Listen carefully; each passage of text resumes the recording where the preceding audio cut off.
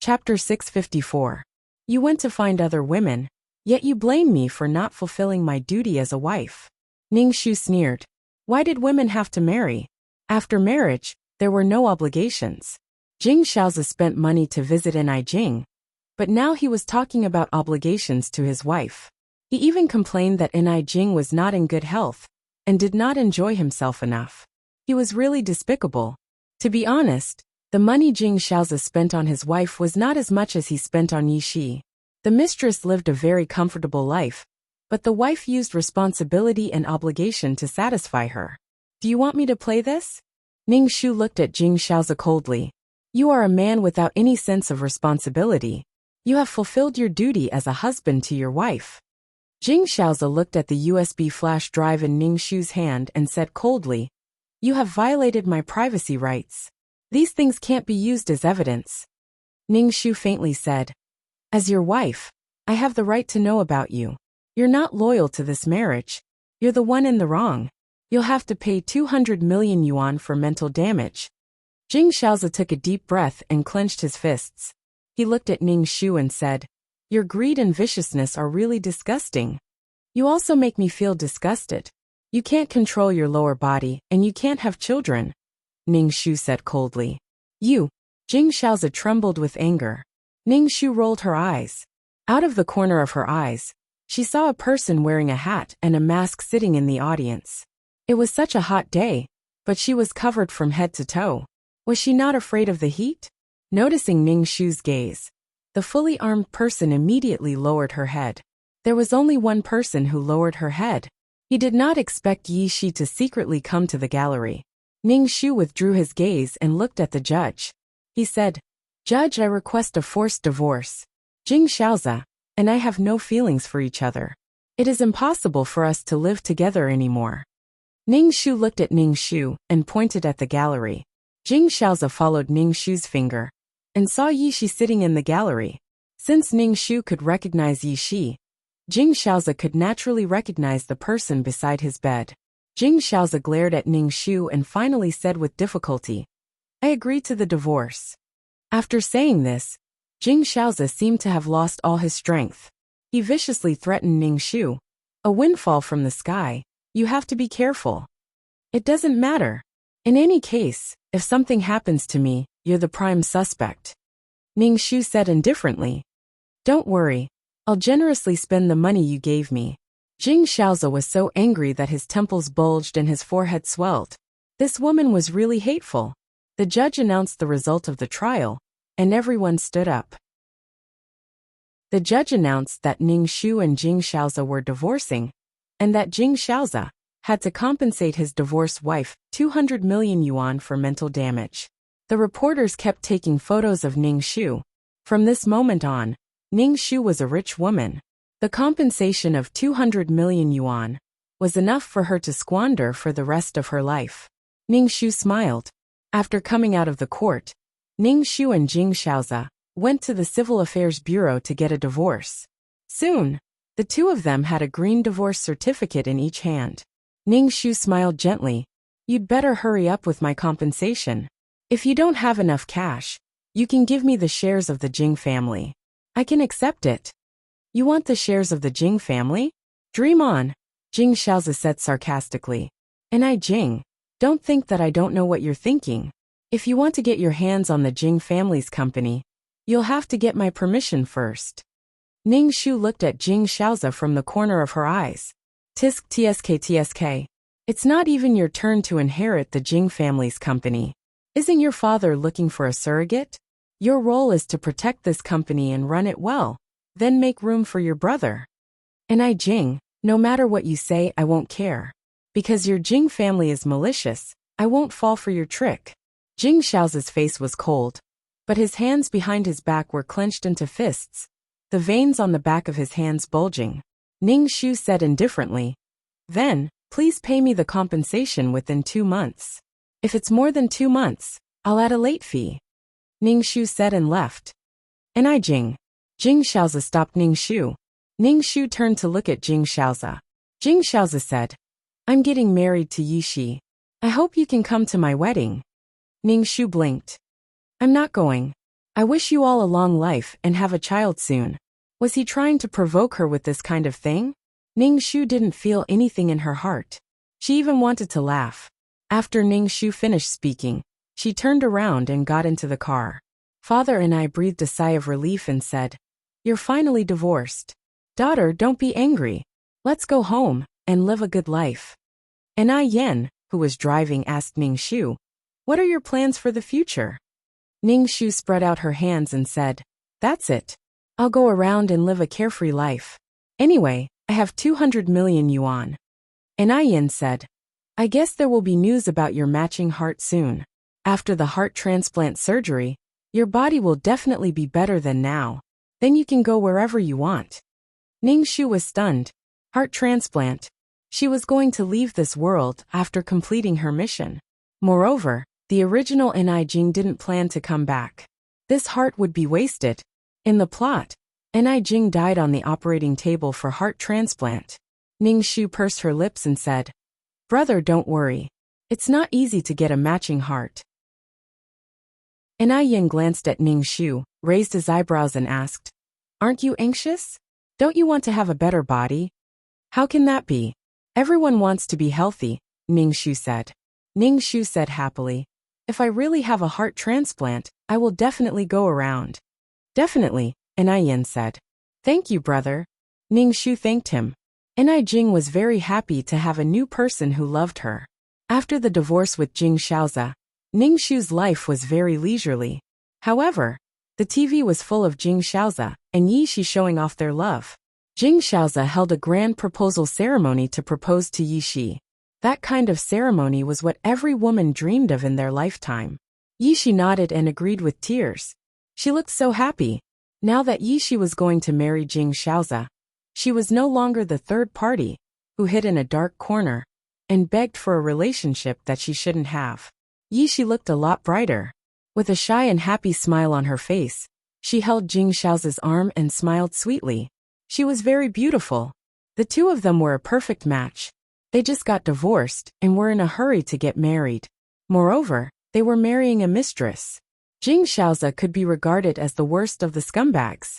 He was afraid that others didn't know that he had an affair.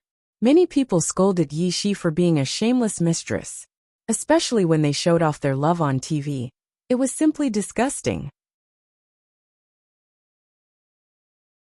Chapter 655. Jing Xiaoza sent an invitation to Ning Shu and said that Ning Shu must attend his wedding to witness his and Yi Shi's happiness. Ning Shu received the invitation and threw it away. When it was time for Jing Xiaoza and Yi Shi's wedding, Ning Shu gave them a basket of dates, peanuts, longans and melon seeds. He wished them to have a baby soon. Let's see who will be disgusted by who. Jing Xiaoza and Yi Shi's wedding was very grand. It was even grander than Jing Xiaoza and Ai Jing's wedding. Jing Xiaoza did it on purpose, and even did it live on TV.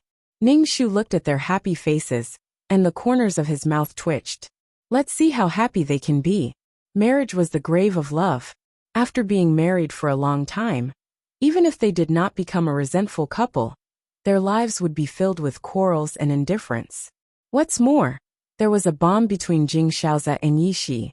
Jing Xiaoza could not have children in this lifetime, and Yi Shi would not have children either. Unless Yi Shi had children with other men, the so-called happiness was only on the surface. Who knew what would happen behind closed doors? Jing Xiaoza's grand wedding cost a lot of money. It was a dream. The wedding that made all the women envious was a result of burning money. Jing Xiaoza's father did not agree at first. The Jing family had to pay 200 million as divorce compensation, but Jing Xiaoza said to his father, "I'll be like this for the rest of my life." Jing Xiaoza was talking about his infertility. He was very depressed and wanted to vent his anger. Jing Xiaoza's father was helpless and could only let Jing Xiaoza burn money as he pleased. After the wedding, Jing Xiaoza's father began to look for a surrogate mother. No matter what, someone must inherit the Jing family. Jing Xiaoza's father did not know why, but he always felt that Yi Shi was a woman with bad luck. Once she was involved, the Jing family's luck would be near. His father's company was going bankrupt. Jing Xiaoza and Ai Jing divorced and had to pay a large sum of compensation. The cooperation with the Ai family also fell apart. the eldest son of the Ni family, Ni Yen, withdrew all the cooperation with the company and also made a lot of the company's clients. Some of the companies that used to cooperate with them also stopped cooperating. The Ni family must be behind this, causing the company's profits to shrink. The directors at the board of directors were making a ruckus. They didn't get as much money as before. The ambitious director Li was jumping up and down. He couldn't wait to take over the company immediately. Jing Xiao's father felt a little exhausted, but he couldn't stop looking for a surrogate mother. There were too many women who wanted to get close to the rich and powerful. When they found out that the Jing family was looking for a surrogate mother, one of them took an unconventional approach and directly got Jing Xiao's father drunk in the business world. Then she collected his semen. Then, she took it to the hospital to get pregnant. And it was 100% a boy. People would do anything for money. Ning Shu only smiled when he knew about this. When Ning Shu was free, he would call the Jing family to ask for money. Sometimes, it was Yi Shi who answered the phone. Now that Yi Shi was married to Jing Xiaoza, she had more confidence when facing Ning Shu, and was no longer timid. He even vaguely told Ning Shu not to call home, and that he would give him the money. Ning Shu raised the corner of his mouth. When he was a mistress, he didn't think so. After he became an official wife, he was on guard against anyone who might become a mistress. Mistresses were good at true love. With true love as a shield, they were always successful. Now Yi Shi was on guard against being a mistress. Ning Shu hung up the phone. Your happiness is just like that. What was really reliable was that two people had independent personalities, supported each other, and complemented each other's strengths and weaknesses. If they couldn't even achieve basic equality, how could they conquer a man? Did it mean that they conquered a man just because he spoiled her? Ning Shu hung up the phone. Jing Xiaoza called and Ning Shu said, "Come to the coffee shop. If you want money, come over." Ning Shu raised his eyebrows. He took the heart pill, thought about it, and stuffed the silver needles into his bag. Then, he took a group of security guards to the coffee shop that Jing Xiaoza mentioned. There was no one in the coffee shop. Only Jing Xiaoza was sitting there alone. There was a bouquet of red roses in front of Jing Xiaoza. Ning Shu squinted at him. Was he going to show off his love in front of her again? Ning Shu asked the security guards to wait at the door, and walked into the coffee shop by himself. "Give me the money." Ning Shu sat opposite Jing Xiaoza. Jing Xiaoza looked at Ning Shu. After not seeing her for a while, he felt that this woman's face had become rosier and her complexion was better than before. Jing Xiaoza picked up the red roses in front of him, and handed them to Ning Shu. "For you, Ning Shu." 0. Ning Shu was stunned. Weren't these flowers supposed to be for Yi Shi? How did they end up in her hands? Ning Shu couldn't think straight. No need. Ning Shu didn't take the flowers. "Give me the money." Jing Xiaoza frowned. "Is money the only thing in your heart?" "Yes." Jing Xiaoza took out a few checks. "The money you want is here." Ning Shu reached out to take the checks, but Jing Xiaoza grabbed her wrist. Ning Shu looked at Jing Xiaoza. Jing Xiaoza said, "It's not that easy to get money. And Jing, are you really willing to part with me like this?" Ning Shu took the checks with her other hand and slapped Jing Xiaoza.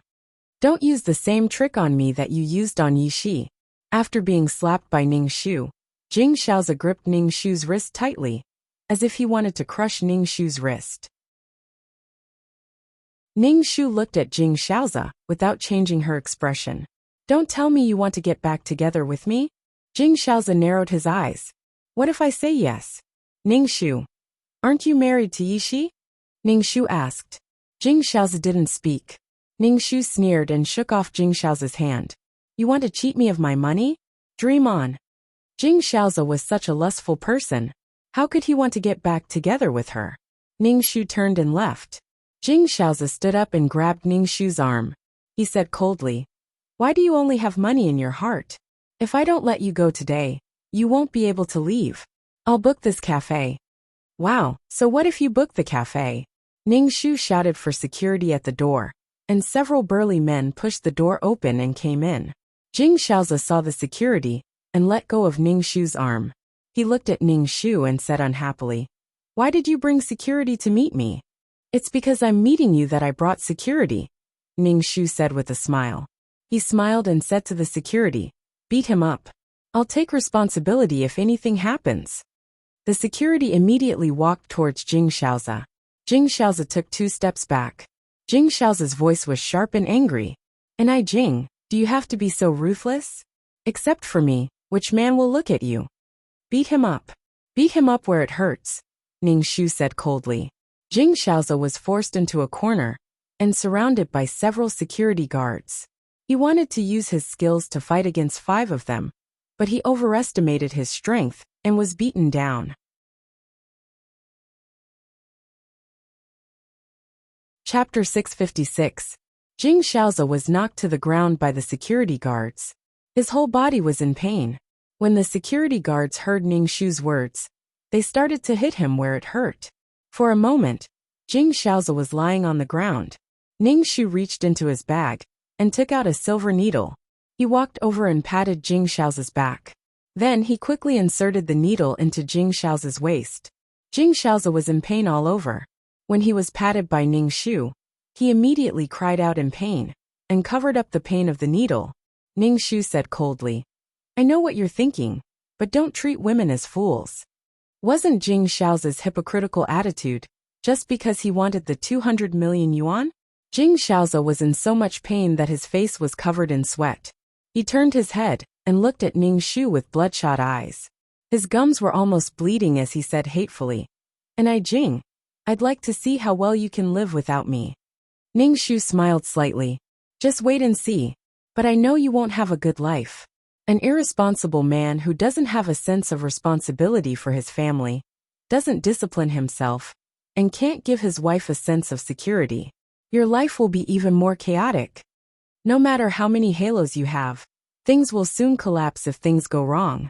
Indulgence comes with a price. I wish you well." Ning Shu turned and left. Ning Shu took the check to the bank, and a huge sum of money appeared in her account. Ning Shu used the huge sum of money to buy a lot of scattered shares of the Jing family's company. In addition, the Jing family's company's recent profits were not good. Ning Shu bought the shares of the small director at a premium. The small director saw that the company's situation was not right. In addition, Ning Shu offered a high price, so he transferred his shares to Ning Shu. This allowed Ning Shu to accumulate a lot of shares. That day Jing Xiaozi came back with injuries. Yi Shi asked Jing Xiaozi how he got these injuries. Jing Xiaozi said that Enai Jing hit him. Yi Shi was unhappy at that time. She was unhappy that Jing Xiaozi and Enai Jing met. Yi Shi called Ning Shu and told him not to meet Jing Xiaozi anymore. She said that they were already divorced. Ning Shu rolled his eyes and hung up the phone. Jing Xiaozi's body had been in pain for several days, and he was furious. He remembered that Ning Shu had called the police twice before. This time, he also called the police, saying that Ning Shu deliberately beat him up, which constituted a crime of intentional injury. When the police found Ning Shu, she said directly, "It was self-defense. At that time, I had a check of 200 million on me. At that time, he grabbed my arm and wanted to snatch the check from me. There should be cameras in the cafe. You can go and check." Jing Xiaozi, this bitch. Jing Xiaozi had been looking for an opportunity to take revenge on Ning Shu.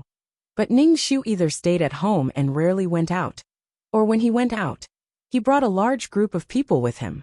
Jing Xiaozi was annoyed. He really thought of himself as a great person. However, it didn't take long for Jing Xiaozi to lose the mood to find trouble with Ning Shu, because he found that there was a problem with his body. He couldn't do it for as long as before. Moreover, he couldn't get erect for a long time, which made Yi Shi very unhappy and resentful. Jing Xiaozi endured the shame and went to the hospital for a checkup. The doctor said a lot of things about nerve sensitivity, prostate problems, and surgery.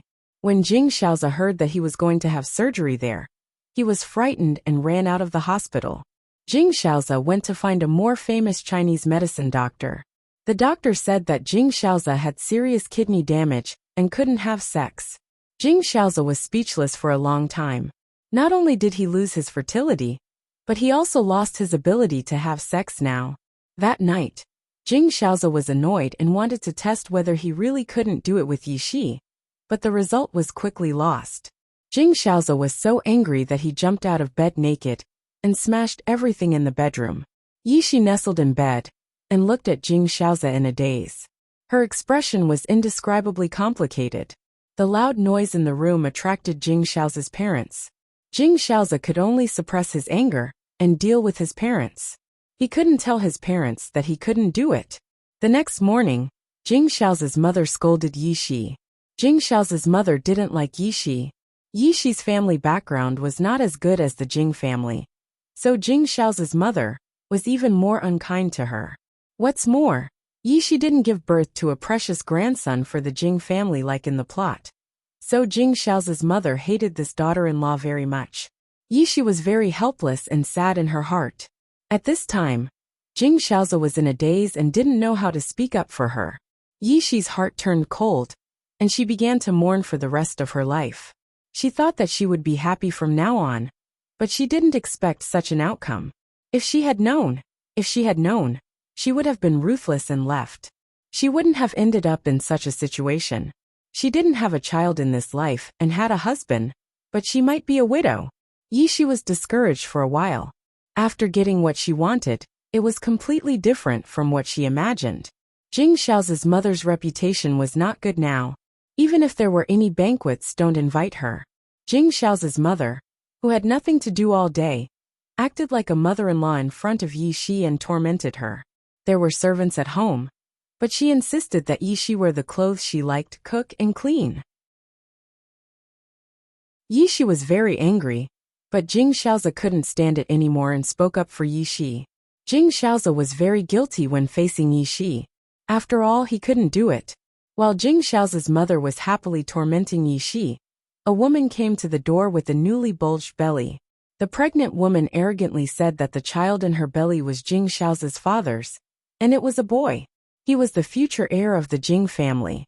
Jing Xiaozi's mother was furious.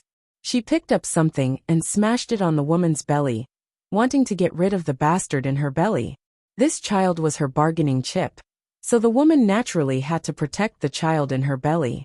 Yishi looked on indifferently from the side, and didn't help Jing Xiaozi's mother at all. There was a carefree smile on her face. Jing Xiaozi's father and son, who rushed back from the company after receiving the news, looked at the woman with a slightly bulged belly in a daze. Jing Xiaozi's father was very unfamiliar with this woman, and didn't believe that the child in her belly was his. The woman had no choice but to tell him how she was pregnant with Jing Xiaozi's father's child. She also promised Jing Xiaozi's father that the child was 100% a boy. When Jing Xiaozi's mother heard that this shameless woman stole her husband's sperm, she was so angry that she wanted to lift the roof and beat this woman to death. Jing Xiaozi's father didn't dare to take the risk. What if this child was really his? Jing Xiaozi's mother was so angry that she wanted to jump off the building. She wanted to drag this smug and hateful woman down with her. Jing Xiaozi's mother was full of fear and uneasiness. This woman who came to the door was young and beautiful, and she was even pregnant with her husband's child. She was old and yellow. Could she stay by her husband's side? What if her husband was seduced by this woman? Jing Xiaozi's mother felt as if a knife was stirring in her heart. It was so painful that she wanted to die. Chapter 657. The pregnant woman was obviously here for glory and wealth. Unlike Yishi, she would not endure it stubbornly. She even said that she wanted to take care of the baby in the Jing family's luxurious villa. Jing Xiaozi's mother immediately exploded and shouted at Jing Xiaozi's father. In this family, it's either her or me. I don't know where the child in her stomach came from, but how dare he blackmail the Jing family? The pregnant woman said confidently, "My child is definitely Mr. Jing's. You can go to the hospital to take the amniotic fluid for a DNA test. This child is the future heir of the Jing family. What's wrong with me taking care of the baby here?" The pregnant woman said with a smile and looked at Jing Xiaozi's father coquettishly. Does Mr. Jing want to see his son suffer? Jing Xiaozi's mother was so angry that she felt dizzy. She kept cursing, "You shameless bitch. You're such a bitch." Jing Xiaozi's mother was an elegant lady, but she could not calm down when faced with such a situation. She was no different from a shrew. Ever since she found out that Jing Xiaozi was infertile, Jing Xiaozi's mother lost her composure. What she was worried about still happened. How could she stand it? What else did she have in this life? Enough. Jing Xiaozi was unhappy when he saw her cursing the child. Looking at this woman's confident look, this child was most likely his. Jing Xiaozi's mother looked at her husband in a daze and shouted, "I'm your wife who has been with you for half your life. You're actually yelling at me because of this shameless vixen." Jing Xiaozi's mother reached out and scratched Jing Xiaozi's father's face. Her nails were very long and beautifully trimmed. Jing Xiaozi's father's face suddenly had many scratches, some of which were very deep. Jing Xiaozi's father slapped her hard across the face, causing her to fall to the ground. "Look at you now. How dare you hit me?" Jing Xiaozi hurriedly helped his mother up and said disapprovingly, "Dad, how can you hit Mom?" Jing Xiaozi's father felt a burning pain on his face. "Look at what she did." Jing Xiaozi's mother threw herself into Jing Xiaozi's arms and wailed. She watched from the side with a slight smile. "If you don't let me stay here, I'll have an abortion." The pregnant woman straightened her belly. "You have to think carefully. The heir of the Jing family is inside." Jing Xiaozi's mother glared at her with bloodshot eyes. "Go ahead and get an abortion if you dare. Even if you don't, I'll make you do it, as long as you dare to stay here." The pregnant woman took 2 steps back and said, "It's okay if you don't want to live here, but you have to buy me a house so that I can take care of the baby." "Dream on." Jing Xiaozi's mother shouted agitatedly. "You want a house? Dream on." Jing Xiaozi's father rubbed his forehead. In the end, he compromised for the sake of the child. He made an agreement with the pregnant woman, saying that the child would have nothing to do with her. He would buy her a house and pay her a sum of money for her nutrition. But if the child in her belly was not the Jing family's, the consequences were not something she could bear. The woman agreed readily and deliberately walked away with a hand on her waist. Before she left, she gave Jing Xiaozi's mother a provocative look. That arrogant look made Jing Xiaozi's mother so angry that she almost went crazy. If Jing Xiaozi had not held her back, she would have run to the kitchen and stabbed this woman to death. How hateful! How could there be such a shameless bitch? After the pregnant woman left, Jing Xiaozi's mother could only stare at her husband.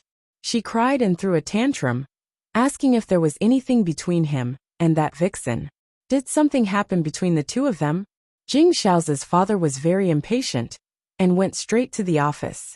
At the same time, he took care of the house for the pregnant woman, so that she could take care of the baby in peace. The pregnant woman was very smart.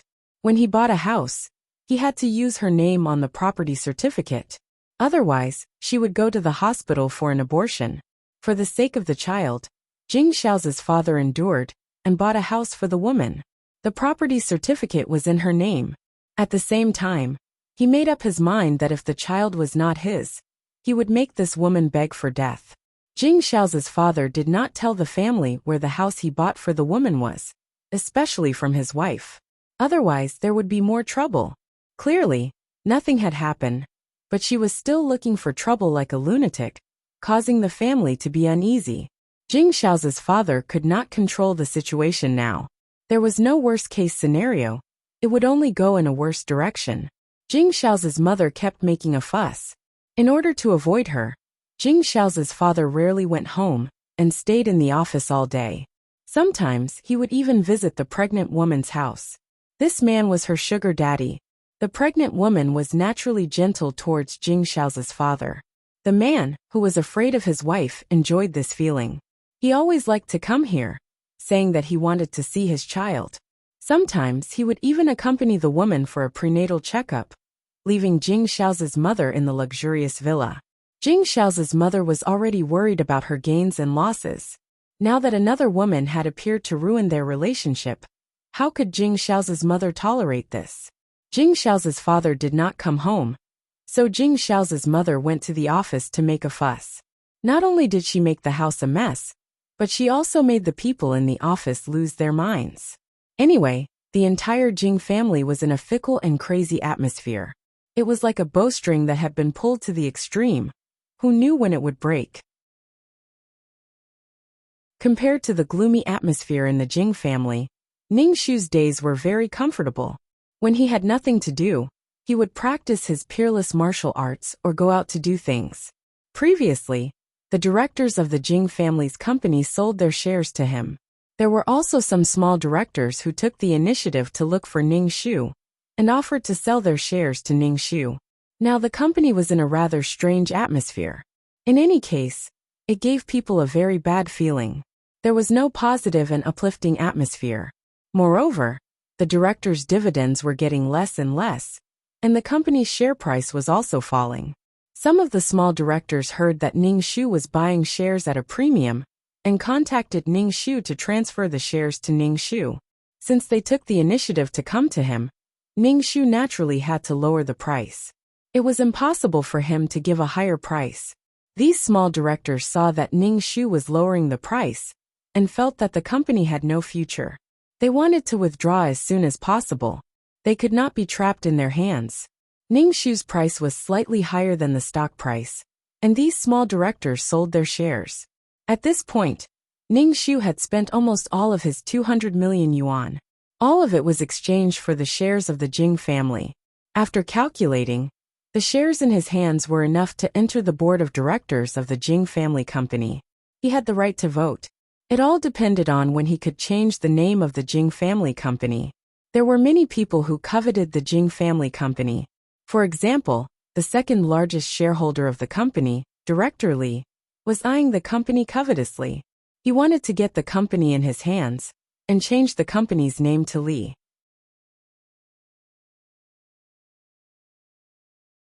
Chapter 658. Ning Shu contacted Director Li and said that he was willing to vote for Director Li to become the chairman of the company. The Jing family was in a mess and Jing Xiaozi was very worried now. He looked for doctors everywhere to cure his illness, but it was not so easy. Now the Jing family was supported by Jing Xiaozi's father. But because of the pregnant woman, Jing Xiaozi's mother came to the company every 2 to 3 days to make trouble, making Jing Xiaozi's father very embarrassed. He had no dignity in front of the company's employees. Jing Xiaozi's father said that if she continued to make trouble, he would divorce her. Jing Xiaozi's mother became more and more excited, saying that Jing Xiaozi's father was going to divorce her for that woman and abandon his wife and son. Jing Xiaozi's father was so angry that he directly locked Jing Xiaozi's mother at home and asked her to calm down. Now she was like a shrew, an unreasonable shrew. Yishi took care of Jing Xiaozi's mother at home. Every time, she would wait until she was hungry to send her food, and the food she prepared was not very good. Jing Xiaozi's mother cursed loudly, and her curses could be heard in the whole villa. In the face of her mother-in-law's curses, Yishi did not say a word, but the next meal was still the same. In this way, the Jing family no longer had the ability to lead the company.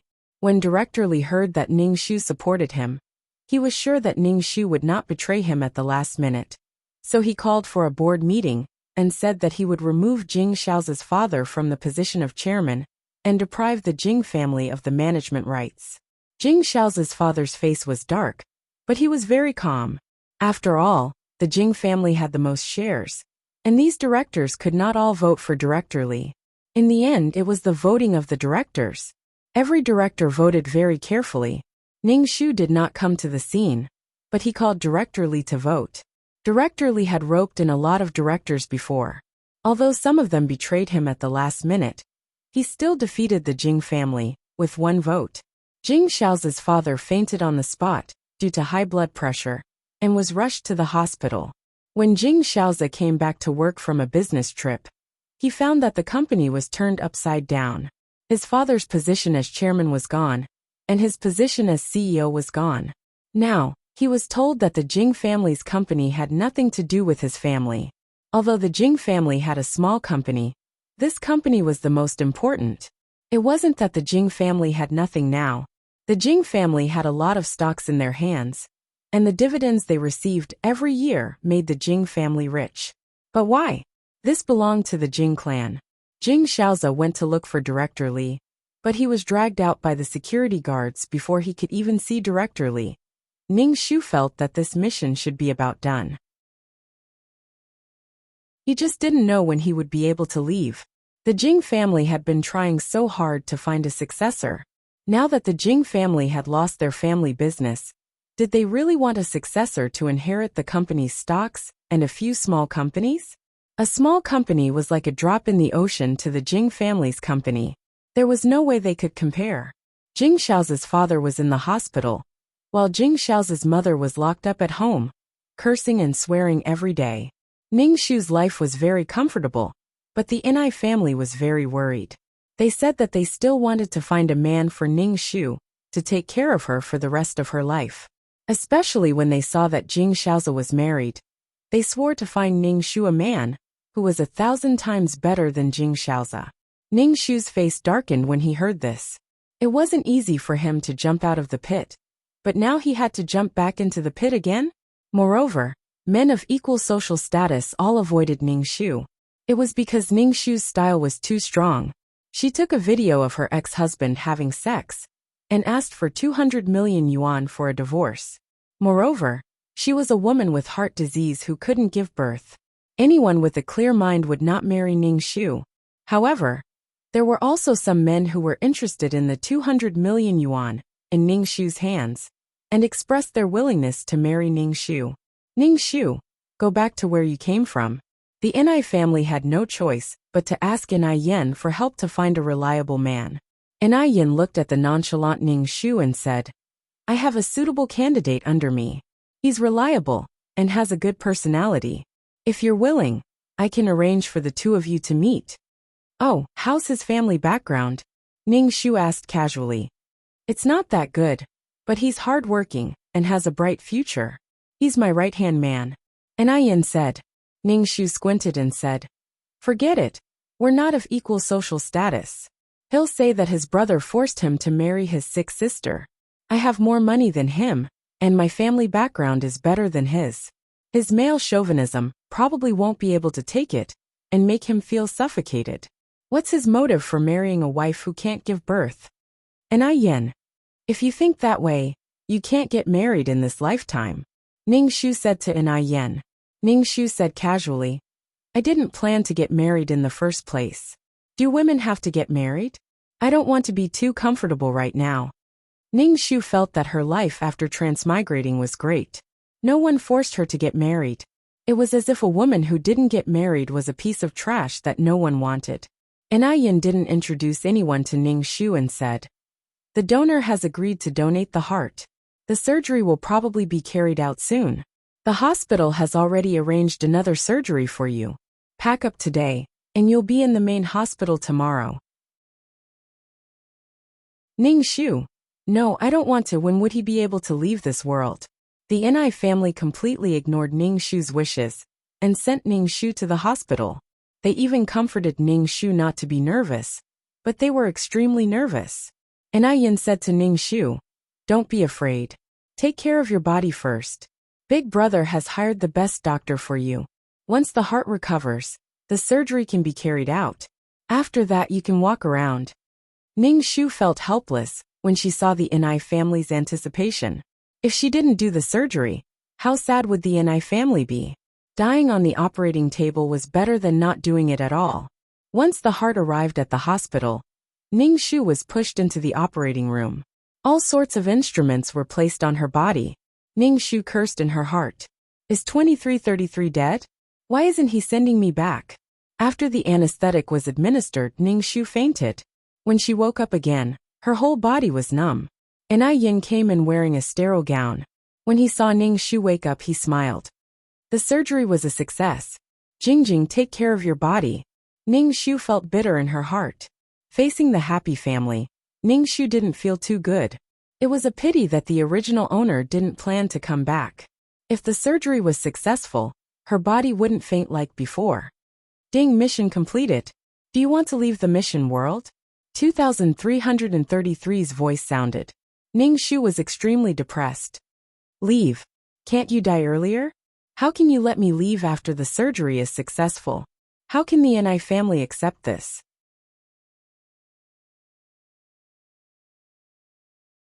Chapter 659. After a moment of dizziness, Ning Shu opened his eyes and found himself back in the system space. He sprawled on the sofa and saw Inai Jing standing in front of him.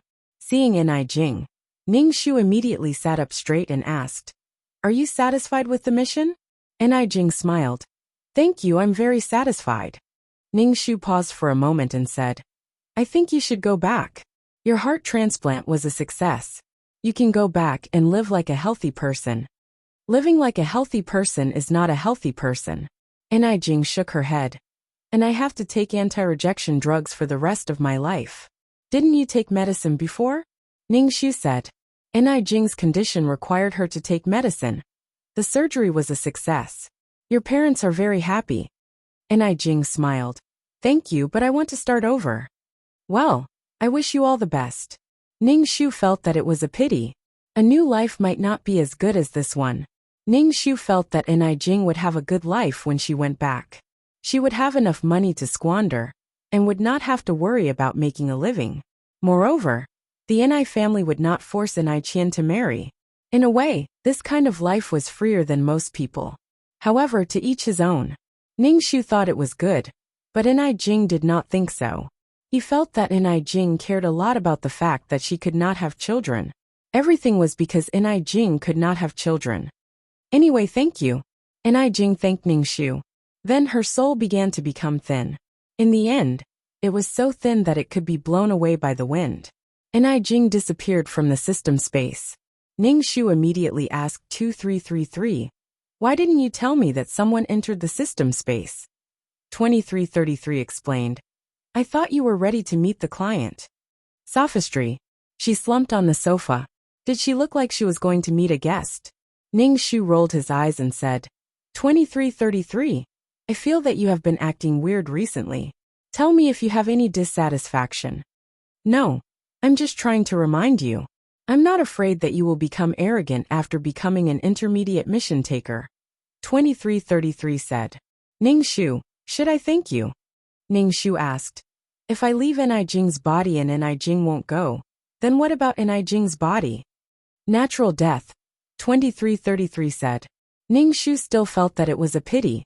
Did Jing give up her soul to counterattack, just to fulfill her wish, and then reincarnate with peace of mind? Let's take a look at the points this time. Ningshu said as he sat cross-legged on the sofa. Ningshu's attributes panel appeared in front of him. Serial number. 2333 name. Ningshu, intermediate mission taker, age, 27 points, 3. 15 million/2 million soul value. 300 HP. 71 wisdom. 210 charm. 4 luck. 54 spiritual power. 130 faith. 4420 combat power. 132 aptitude. 59 merit. 30 skills. 5th ring shooting technique. Trash fighting technique. Entry to unique martial arts. Elementary poison technique. Elementary business management knowledge. Elementary code programming. Elementary lawyer skills. Honorary title. Goddess of War, Selfless Ancestor Tools. Calm Aura, Amulet Aura. Mother of the World Queen's Blessing. Model Worker, Qinshi's Blessing. Leader Aura Grass Blessing. Best Friend for Life. Miao Miao Miao's Blessing. Life-Saving Hand, Zhu Su Nyang's Blessing. Fulfill Jing's wish. Take revenge on Jing Xiao Zai Shi. Mission completion rate. 100. Obtain 2 million points, 40 attribute points, 20 faith. The reward was quite good. He obtained 2 million points. How should he distribute the 40 attribute points? Ningshu thought for a while, and decided to add them to wisdom, combat power, and luck. Ningshu thought for a while, and added a point to charm. The other attributes were in the tens and tens, but only charm was at 4. Serial number. 2333 name. Ningshu, intermediate mission taker, age, 27 points, 3. 15 million/2 million soul value. 300 HP. 71 wisdom. 21014 charm. 46 luck. 5410 spiritual power. 130 faith. 64 combat power. 13210 aptitude. 59 merit, 30 skills. 5th ring shooting technique, trash fighting technique, beginner peerless martial arts, beginner poison technique, beginner business management knowledge, beginner code programming, beginner lawyer skills. Honorary title. Goddess of War, Selfless Ancestor Tools. Calm Aura, Amulet Aura. Mother of the World Queen's Blessing. Model Worker, Qinshi's Blessing. Leader Aura Grass Blessing. Best Friend for Life, Miao Miao Miao's Blessing. Life-Saving Hand, Zhu Su Nyang's Blessing. Ning Shu added 6 attribute points to charm. In any case, charm had reached 2 digits. After finishing these things, Ning Shu sat cross-legged on the sofa and cultivated. Only when he could no longer absorb energy did he stop. Ning Shu opened her eyes and touched her soul. Now her soul was much stronger than before. It felt like jelly when she touched it. Ning Shu was quite happy. At least he was getting stronger. Tisk shallow. Do you know what a truly strong soul is like? It's like a human body, but it's invulnerable. To destroy such a soul, not even a trace of consciousness can be left behind. Otherwise, it's impossible to kill it. 2333 looked at Ning Shu's intoxicated face and sneered. Ning Shu, I know there are many powerful existences. You don't have to tell me. I need encouragement, not a blow. Aren't you afraid that I won't be able to withstand the pressure? Ning Shu said unhappily. Then you can't take it now? 2333 asked. I can barely take it. Then it's fine. Ning Shu. OTT/ pounding the table and crying. She strongly requested to change the system. Her system was not friendly at all. Ning Shu planned to go to the virtual space to take a look. Maybe he could find something useful. Most of the time, Ning Shu didn't exchange anything. He didn't have any money. He just liked to make a fuss. After a moment of absent-mindedness, Ning Shu appeared in the virtual space. He didn't care about anything else, and went to a restaurant to eat. When he passed by a shop, he was bumped into by a mission enforcer, who came out of the shop. Ning Shu stumbled. Sorry. The person who bumped into Ning Shu apologized first, and even reached out to help Ning Shu. Ning Shu avoided his hand and shook his head. It's okay. When Ning Shu looked at the mission enforcer, he was stunned. He rubbed his eyes, and his face was full of disbelief. It shouldn't be. How could this person be here? Impossible. Ning Shu's face was so shocked that it was distorted. He couldn't believe the person he saw. Are you all right? The man asked, looking polite.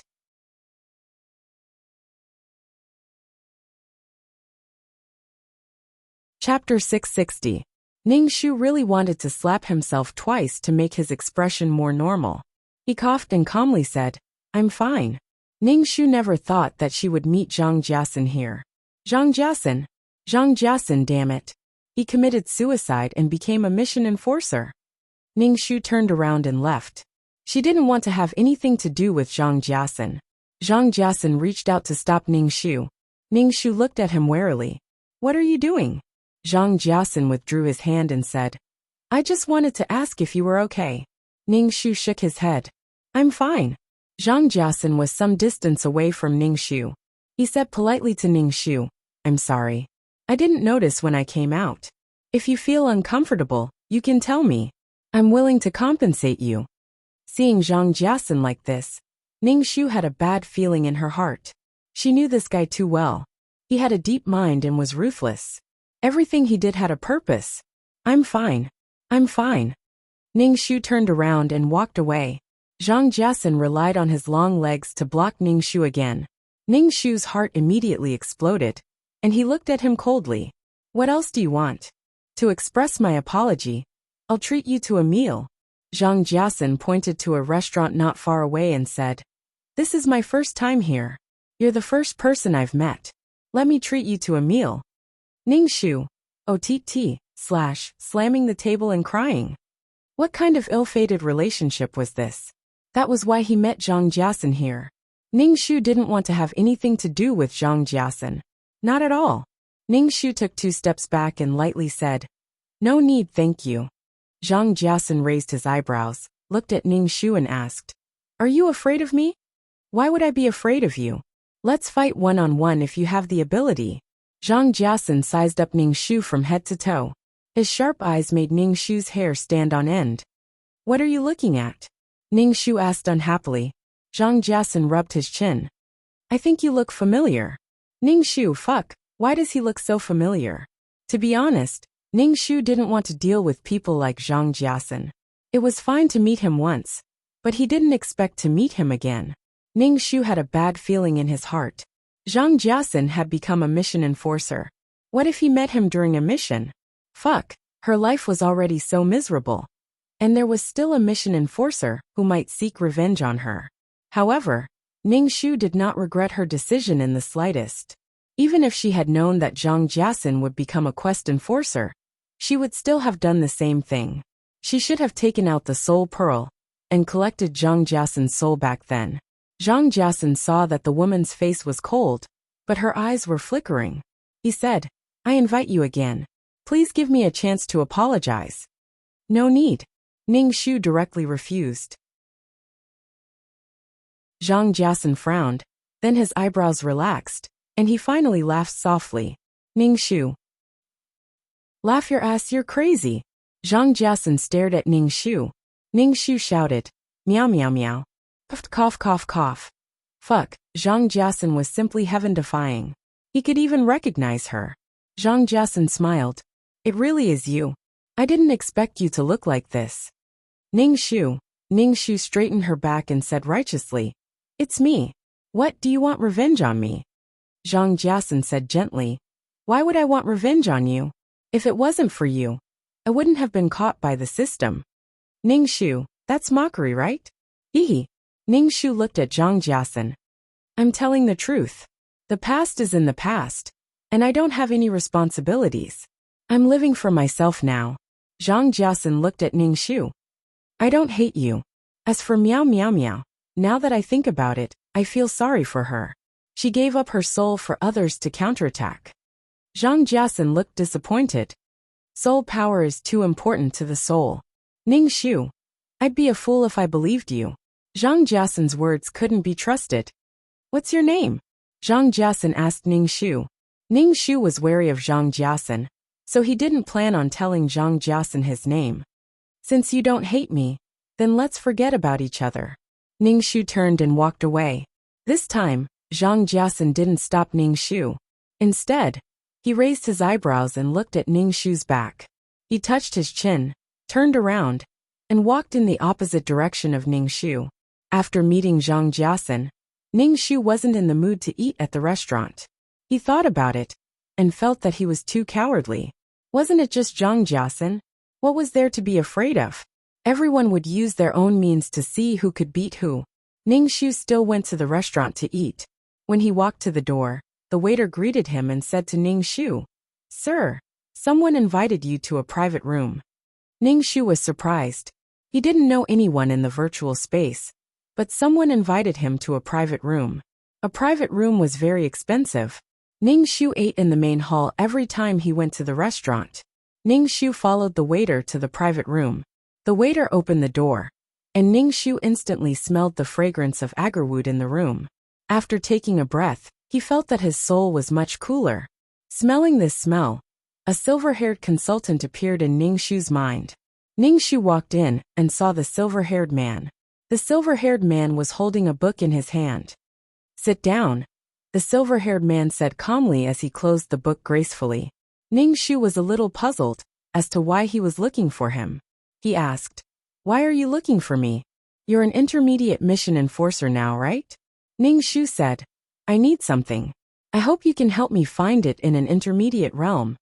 Ning Shu was even more confused. "What is it that only an intermediate realm has? Since you need it, why do you want me to find it?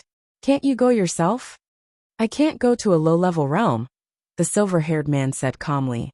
Ning Shu was speechless. Although he guessed that this person might be stronger, no one could say that an intermediate realm was a low-level realm so matter-of-factly. Ning Shu's lips twitched as he asked, "What is it?" "A type of sand called star sand," the silver-haired man said. "As long as you find this star sand for me, I'll give you a generous reward." Putting aside the reward, Ning Shu did not know what star sand was at all.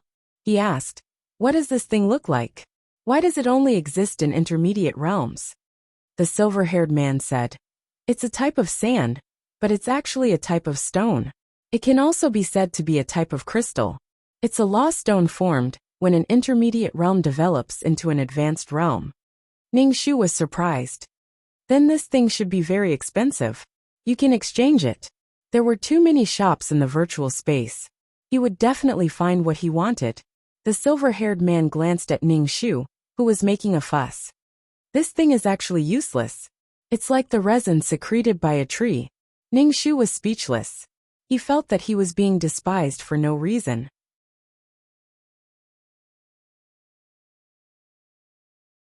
Chapter 661. Since this sort of thing was useless, what did he want it for?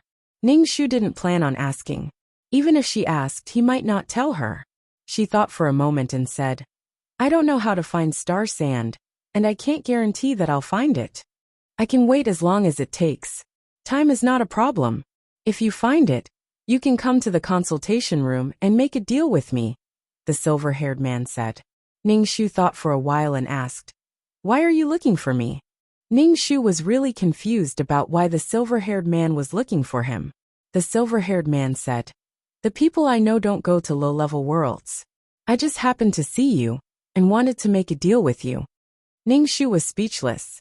His heart was hurt 10,000 times. This looks like star sand.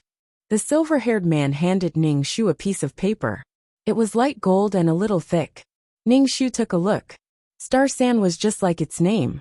It was silver and very small, only the size of a thumb.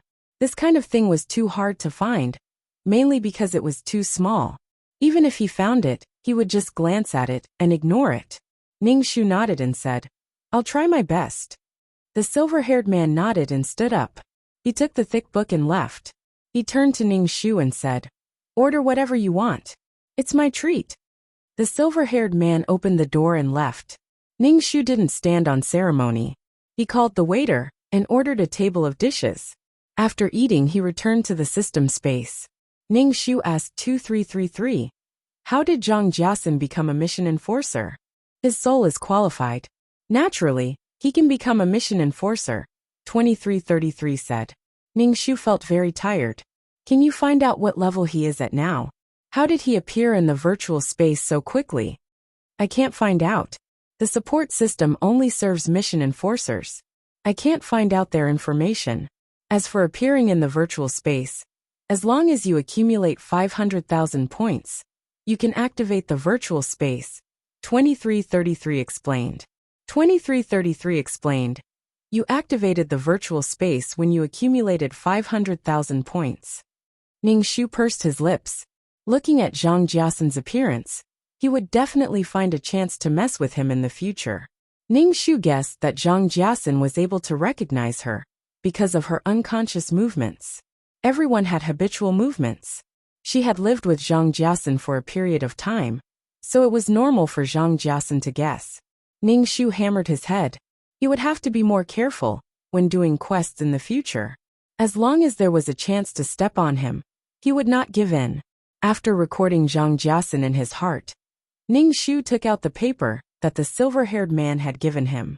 It felt very heavy to the touch, and there were no creases at all. He tore at the paper, but found that he couldn't tear it. No matter how hard he tried, he still couldn't tear it. Good stuff. Ning Shu looked at the star sand on the paper and memorized its appearance in his mind. If he could really encounter it, he wouldn't miss it. What kind of paper is this? Why is it so hard? Ning Shu asked. 2333. Why did his host always look like she hadn't seen the world before? No matter how hard it is, it's just a piece of paper. What's there to be surprised about? 2333 said in annoyance. That kind of person always takes out good stuff. Ning Shu frowned and said unhappily, 2333, why do I feel like you're going through menopause? Why are you speaking so strangely? I'm just making a fuss because I haven't seen it before. That's why I asked. If you don't like me, you can remove the binding between us. 2333 was silent for a while and said, Sorry, I almost forgot that you're a girl. Ning Shu. Fuck, why wasn't she a girl? Was that an apology? It was unbearable to talk like that. This paper is made from the sap of the phoenix parasol tree, so it's very hard and can last for a long time. If you don't understand, you should read more. 2333 said. Ning Shu rolled her eyes and took a book from the bookshelf and put the paper in between. Ning Shu opened the exchange store. It had been a long time since he last shopped. Ning Shu wasn't very interested in the items in the exchange store. Especially after the last trial mission, When he was prohibited from using the exchange store, Ning Shu tried to make himself less reliant on the items in the exchange store. Ning Shu learned everything he could learn by himself. For example, medical skills were taught to Ning Shu by himself. The system couldn't take away his skills. Ning Shu browsed the exchange store and bought fasting pills, water, detoxification pills, and some basic medicine. Ning Shu wasn't interested in anything else. He closed the exchange store. Let's look at the new client. Ning Shu sat up straight and looked at the client in his best state. Okay. As soon as 2333's voice faded, a woman appeared in the system storage. She was wearing ancient clothes and her long hair was tied into a ponytail. Ning Shu looked at the woman's face. Her lips were black, and there was a faint black aura around her face. Her face looked a little blurry. My name is Xiao Susu. I want to fight back. Xiao Susu looked at Ning Shu. Her voice was very clear. I want to break free from the shackles of my bloodline. Because of my bloodline, I can't live in this world. Ning Shu was a little dizzy. He asked, what is your wish? I want to live my own life. I don't want to be used by others. Xiao Susu's face was sad. She seemed to have thought of something. She frowned and looked sad. Ning Shu nodded and said, I will accept this quest. As soon as he said that, Xiao Susu's soul left the system. Ning Shu thought for a moment and asked 2333, is there any item that can tell if there are other quest takers in the quest world? Nope. 2333 said. Ning Shu was disappointed. She wanted to know if she could know if Zhang Jiasen was in the same world. She wanted to know if she could guard against him. It would be best if she could kill him. But there is an item that can do this. It's called the Strings of Affection. If you can use this item on the person you want to know, if you are in the same world, the strings of affection will burn. 2333 said. Strings of affection? Ning Shu squinted. She had a bad feeling when she heard the name. The side effect is that this item is like a curse. It will make two people fall in love. 2333 said with a smile. Do you want to exchange? Ning Shu. You must be kidding me. Fall in love. She and Zhang Jiasen felt a chill just thinking about it. No. Ning Shu didn't want to have anything to do with Zhang Jiasen. She wanted to guard against Zhang Jiasen. She didn't want to put herself in danger. She couldn't do such a stupid thing. When the time comes, she would be played by Zhang Jiasen. That would be worse than death. Zhang Jiasen would have his revenge. Moreover, he would be the one who delivered himself to her.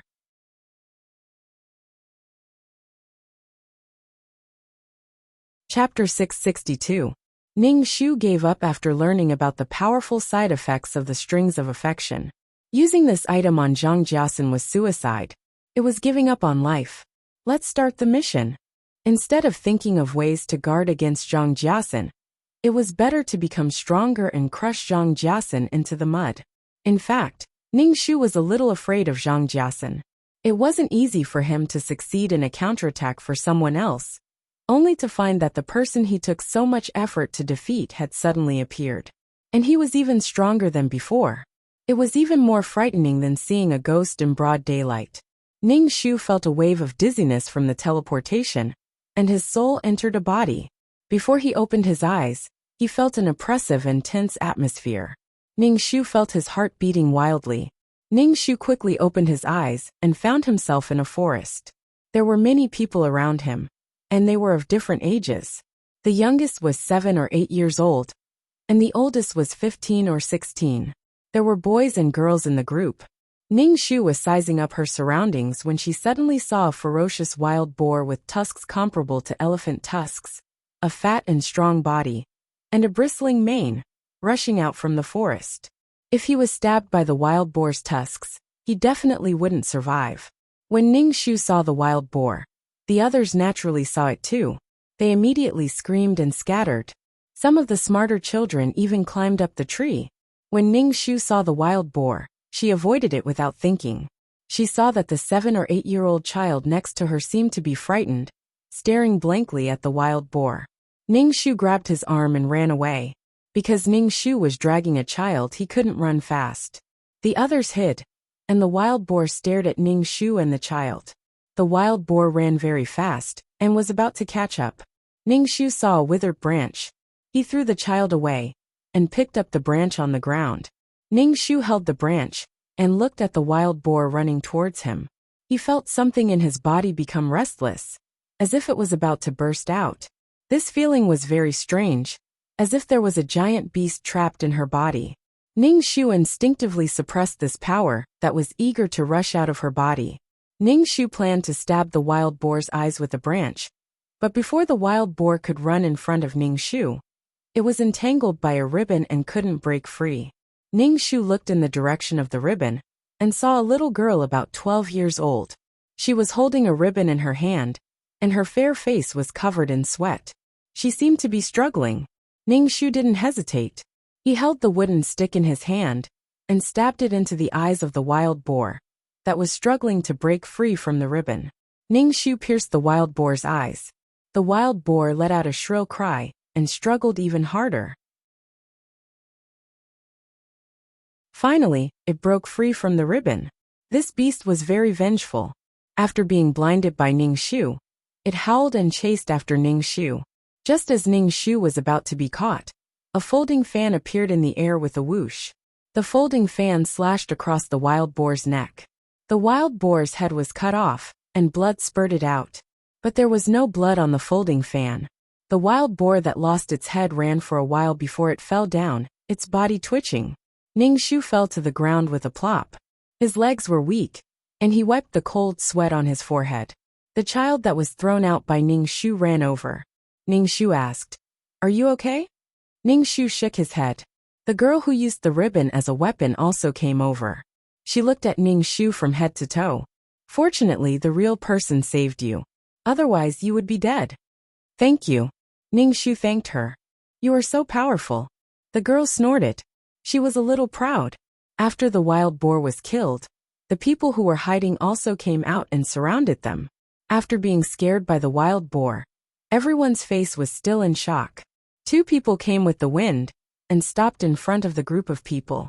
Seeing these two people flying in the air, the group of children was so envious that their eyes turned green.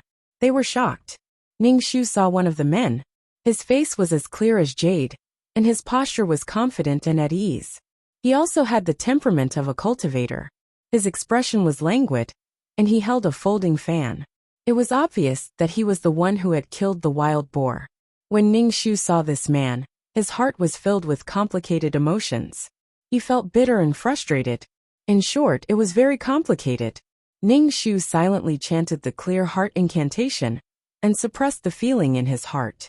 Cultivators had sharp senses. His abnormality would definitely be noticed by others. "Tonight, you guys will spend the night in this forest. Tomorrow, we will start the bone foundation test."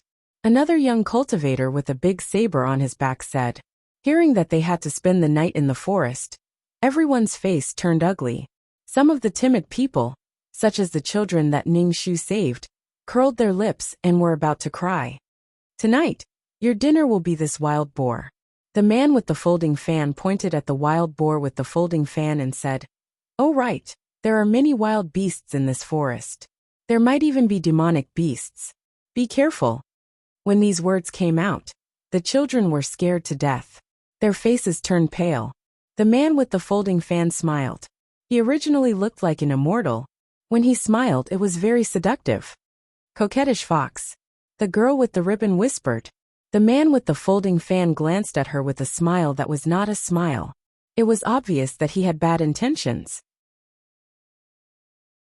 Being stared at by the man like this, the girl was a little scared, but she still straightened her back. Under the reluctant gazes of the crowd, the two of them flew away. The atmosphere was a little stagnant. Everyone looked at each other, but no one said anything. No one went to deal with the wild boar. They said that the wild boar was their dinner, but no one was willing to do it. Ningxu touched his body and felt a dagger at his waist. He was ready to deal with the wild boar. If the wild boar was placed here, it would attract other carnivores such as wolves. According to the man, there were also demonic beasts. "What are you doing?" the girl Ningxu asked. Ningxu saw that she had saved his life before, so his attitude towards her was very good. He said, You have to deal with this thing, or it will attract other wild beasts. Ning Shu cut open the wild boar's stomach. The wild boar's steaming internal organs and intestines emitted the stench of feces. When the others smelled this stench, they all retreated. It was related to life. Ning Shu endured the stench and pulled out the internal organs. He planned to dig a hole to bury the internal organs. In the end, he found that he did not have any tools to dig a hole. Everyone helped dig a hole to bury this thing. Also, cover the blood on the ground with soil. Ning Shu and the others said. Everyone hesitated for a moment. Some took out knives and some took stones to dig a hole. After working for a while they dug a hole. Throw the wild boar down with it. How can we eat this thing? It's smelly and hairy. Who wants to eat this thing? That coquettish fox did it on purpose. The girl with the ribbon as a weapon, Ning Shu said.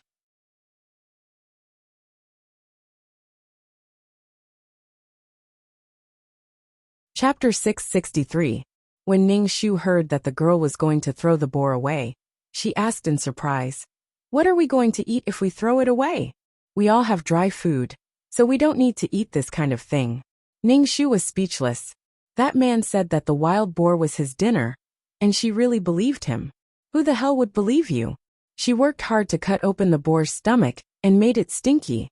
Ning Shu was also speechless. She endured the stench and dug out the boar's internal organs before the girl said that. Ning Shu was too lazy to work. She grabbed a handful of grass from the ground and wiped the blood off her hands. The whole boar was buried in the pit. After finishing this, everyone leaned against each other. It was almost dark. Some birds in the forest were chirping strangely, making frightening sounds. Especially the mottled shadows of the surrounding trees were very scary.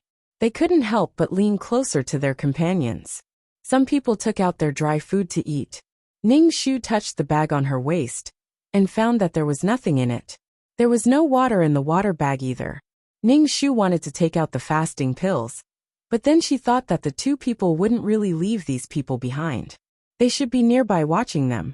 Otherwise, how could they appear in time to kill the boar? A cultivator's divine sense was very strong. Even if she was sneaking around, she would definitely be noticed. Ning Shu didn't dare to take the risk. She was too weak now. Without food, Ning Shu leaned against the tree trunk and closed her eyes to accept the plot. This was a world where humans, demons, and devils existed. Humans cultivated and pursued the great Tao of immortality. Demons were evil and stole the abilities of others to supplement themselves. There were many demons, but they had low spiritual intelligence. The land and the sea were the demons' world. Humans, demons, and devils were the three legs of the tripod.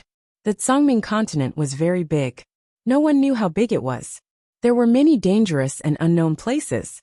This was a world full of killing, and the strong were respected. Demons liked to devour the essence of cultivators, but cultivators had to resist in order to survive. The two races had been fighting constantly. As for demons, they were very loose and had no leader. Sometimes, they were given to cultivators as treasures. Human cultivators took out their internal elixirs and removed their bones and tendons to become food on the plate. The devil race would also hunt down the demonic beasts. The advantage of the demonic beasts was their large numbers, and their weakness was their low intelligence. But conversely, there were also human cultivators who ended up in the bellies of the beasts. If you're strong, you'll live. If you're weak, you'll die. The original owner, Xiao Susu, was a mixed blood child. Her father was a powerful demon, while her mother was a human cultivator. Her father captured her mother and raped her. Unexpectedly, she got pregnant and gave birth to Xiao Susu, a mixed blood child. After giving birth to Xiao Susu's mother wanted to commit suicide by self-detonation. However, her father absorbed her profound qi and she aged instantly. In the end, only her skin remained. Xiao Susu grew up in a demon's den. Because she had the blood of a human in her body, she didn't have the talent of a demon. She was reduced to a pitiful existence and was often bullied. When she was 15 or 16 years old, Xiao Susu's father had placed a restriction on her body to hide her devil bloodline. She was then allowed to join the Immortal Form sect and steal the sect's divine weapon, the profound Yang sword. This sword was made with the most young material in the world. When it was made, it was mixed with the blood of a person with the most young body. It was especially harmful to demons. Xiao Susu's father was very powerful in the demon race. He had always carried out the idea of raising humans into human slaves. At that time, he kept Xiao Susu as his daughter because he wanted to steal the divine weapon. Xiao Susu successfully sneaked into the immortal form sect and became Qing Huajun's disciple. Who was this Qing Huajun? He was the man who was holding the folding fan just now.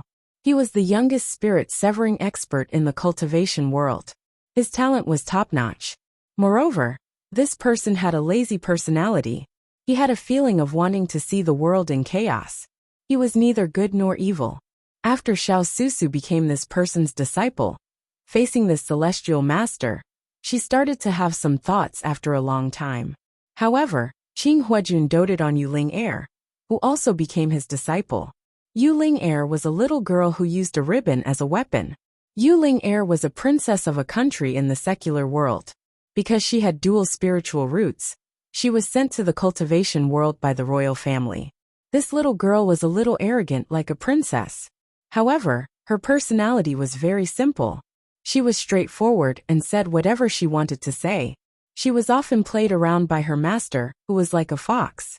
Xiao Susu had low self-esteem and was very quiet. She was also very respectful to her master. She was not as rude as Yuling Air, but her presence was much lower than Yuling Air's. Compared to staying in the demon race's territory, Xiao Susu preferred to stay in the immortal form sect. Her master would guide her cultivation. Being able to see Qing Huajun filled her heart with sweetness. Because of this, Xiao Susu endured the pain of the restriction. Not only could this restriction hide Xiao Susu's demon bloodline, it would also activate after a period of time. When activated, it would be like thousands of ants biting a bone.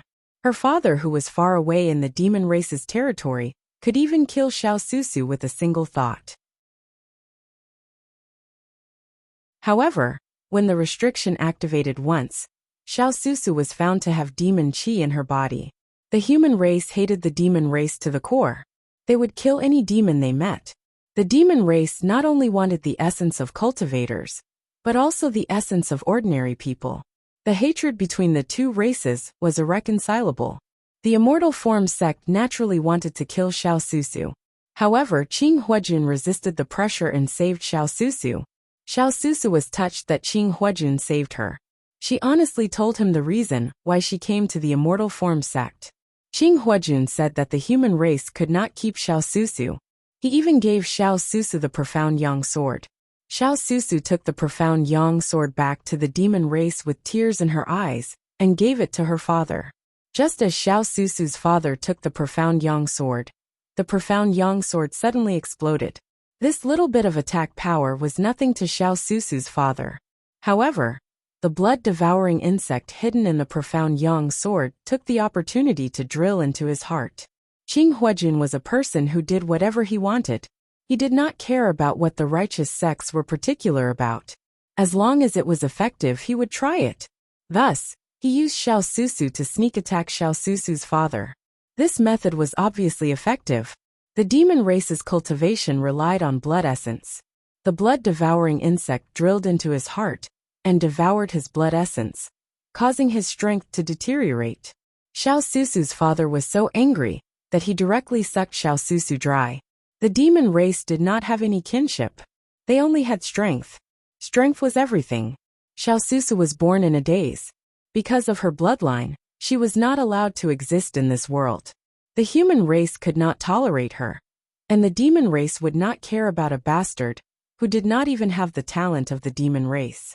And her respected master also used her. Being treated like this by the person she loved, Xiao Susu was very painful. It was even more painful than being sucked dry by her father. Qing Huajun gave her a little bit of warmth, which warmed Xiao Susu's heart. However, he cruelly took back this warmth. Xiao Susu was at a loss. She did not know what her life was. The reason why Ning Shu counterattacked was because she wanted to get rid of the pain of her bloodline. The root of Xiao Susu's pain was because she was not strong enough. When her father placed restrictions on her, she could not resist and was used by Qing Huajun. It was also because she was a weak ant that did not need to care about. The hatred between the two races was as deep as the ocean. When Xiao Susu's identity was exposed, Qing Huajun did not treat her as his disciple. To put it bluntly, it was all because of strength.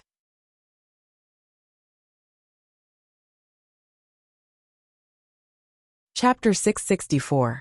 After accepting the storyline, Ning Shu felt hungry. Seeing that everyone around him had something to eat, he felt even hungrier. For you, a biscuit was handed to Ning Shu. When Ning Shu turned around, he saw the boy holding a biscuit. Ning Shu took the biscuit, thanked the boy, and bit into it.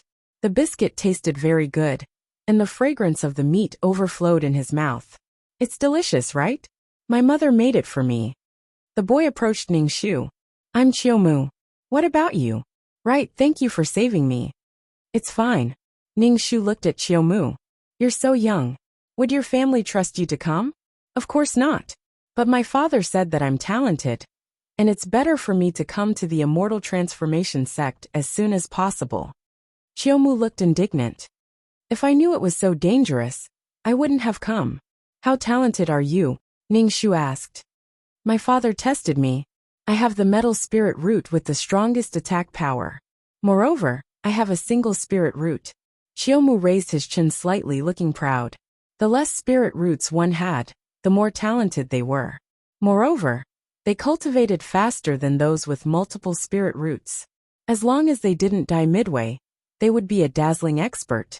With Qiumu's talent, he would definitely be a hot commodity in the Immortal Transformation sect.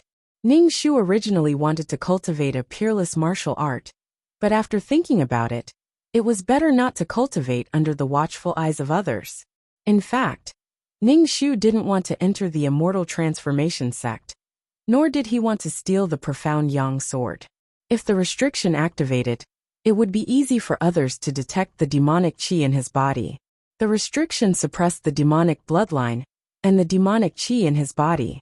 However, the demonic qi couldn't be suppressed forever, so the restriction would activate once in a while. Xiao Susu had a bit of demonic qi in her body, but she didn't have the talent of the demonic race. She also couldn't absorb the essence of others like the demonic race. Ning Shu leaned against the tree trunk, while Qiumu leaned against Ning Shu. Ning Shu glanced at him, and Qiumu immediately straightened his back. I'm leaning against you because I think highly of you. Ning Shu, _ little brat, get lost. Ning Shu did not pay any attention to him.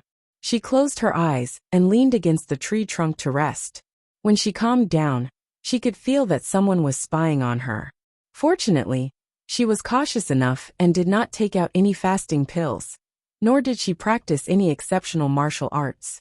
He could not reveal his identity under the watchful eyes of the Immortal Form sect. Otherwise, only death awaited him. When encountering devils, humans would kill them without mercy. Although Ning Shu's eyes were closed, he was constantly paying attention to his surroundings. However, the next morning, they didn't encounter any danger. No dangerous beasts or demonic beasts approached them. It was clear that there were people protecting them. There were many talented children among them. If something happened to them, the Immortal Form sect would definitely be heartbroken.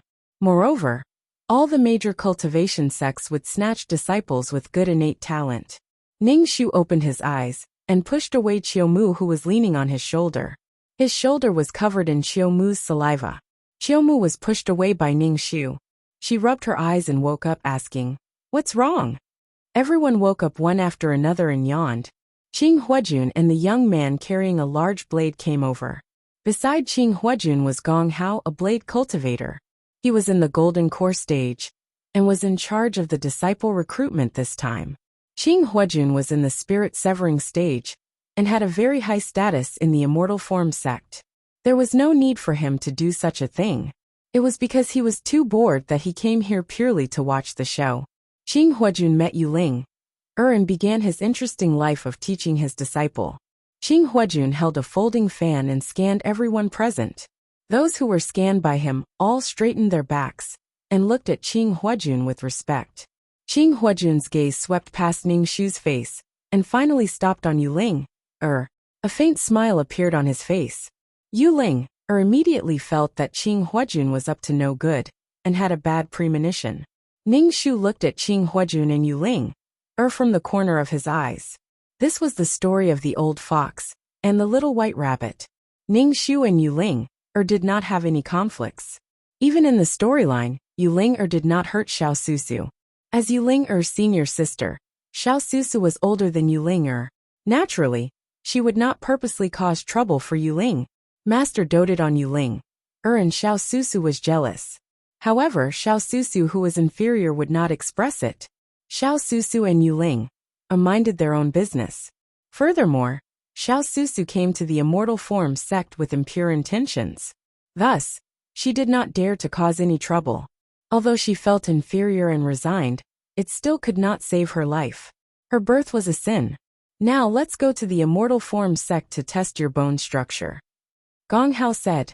As soon as Gong Hao finished speaking, a smile appeared on everyone's face. Qing Huajun looked at these excited people and smiled. It was the expression of someone who was watching a show. Yu could not help but pout. Flirtatious fox. Walk from here to the entrance of the immortal form sect, and climb up 5,000 steps. These are all part of the test. Gong Hao said. Walk over. This place was 5 to 6 miles away from the immortal form sect. If it was a cultivator, he would be able to reach it in a breath's time. However, for these people who had not even started cultivating, running 5 to 6 miles was definitely tiring. Moreover, they still had to climb 5,000 steps. Hurry up and run. There will be a reward for the first place. Qing Huajun floated on the tree branch like a god descending to the mortal world. Hearing that there was a reward, these children were all excited and ran in the direction Qing Huajun pointed. With competition, these children ran as fast as they could, not willing to give in. They used all their strength to fight for the reward mentioned by Qing Huajun. Ning Shu looked at the direction Qing Huajun pointed. It was not the direction of the immortal form sect at all. Instead, it was the opposite direction. If they discovered it early, it would be fine. If they did not and ran far away, it would be a waste of time. Martial uncle. Gong Hao helplessly shouted at Qing Huajun. Qing Huajun waved his fan without a care. Seeing that there were still a few people who were not moving, he raised his eyebrows. Why are you guys still not running? The reward is pills, precious cultivation techniques, and magic tools. Qing Huajun's voice was very pleasant to the ears, with a strong sense of temptation. TSK slutty fox. Yu pouted and muttered very softly. Qing Huajun looked at Yu with a smile that was not a smile. He closed his fan and squinted his eyes. Obviously, he was thinking of some interesting ideas. Ning Shu felt that the treatment of the main character was indeed different. Cultivators could see clearly, see the legs of mosquitoes, and hear small things. For example, Qing Huajun would definitely hear Yu Ling'er's voice. Yu Ling'er offended Qing Huajun twice, but he did not say anything. Why are you guys not running? Gong Hao asked the remaining people. One of the youths said, I know that the immortal form sect is not in that direction. Qing Huajun looked at the youth. Oh, the kid from the Li family. The youth respectfully cupped his fist and bowed. Yes.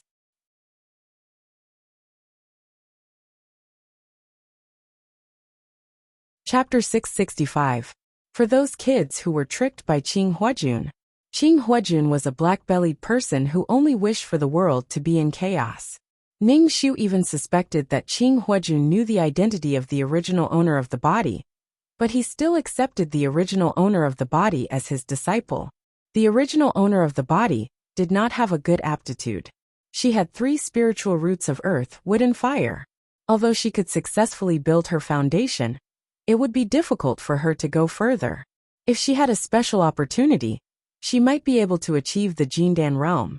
The more Ning Shu thought about it, the more he felt that Xiao Susu must have exposed herself long ago, and was found out by Qing Huajun.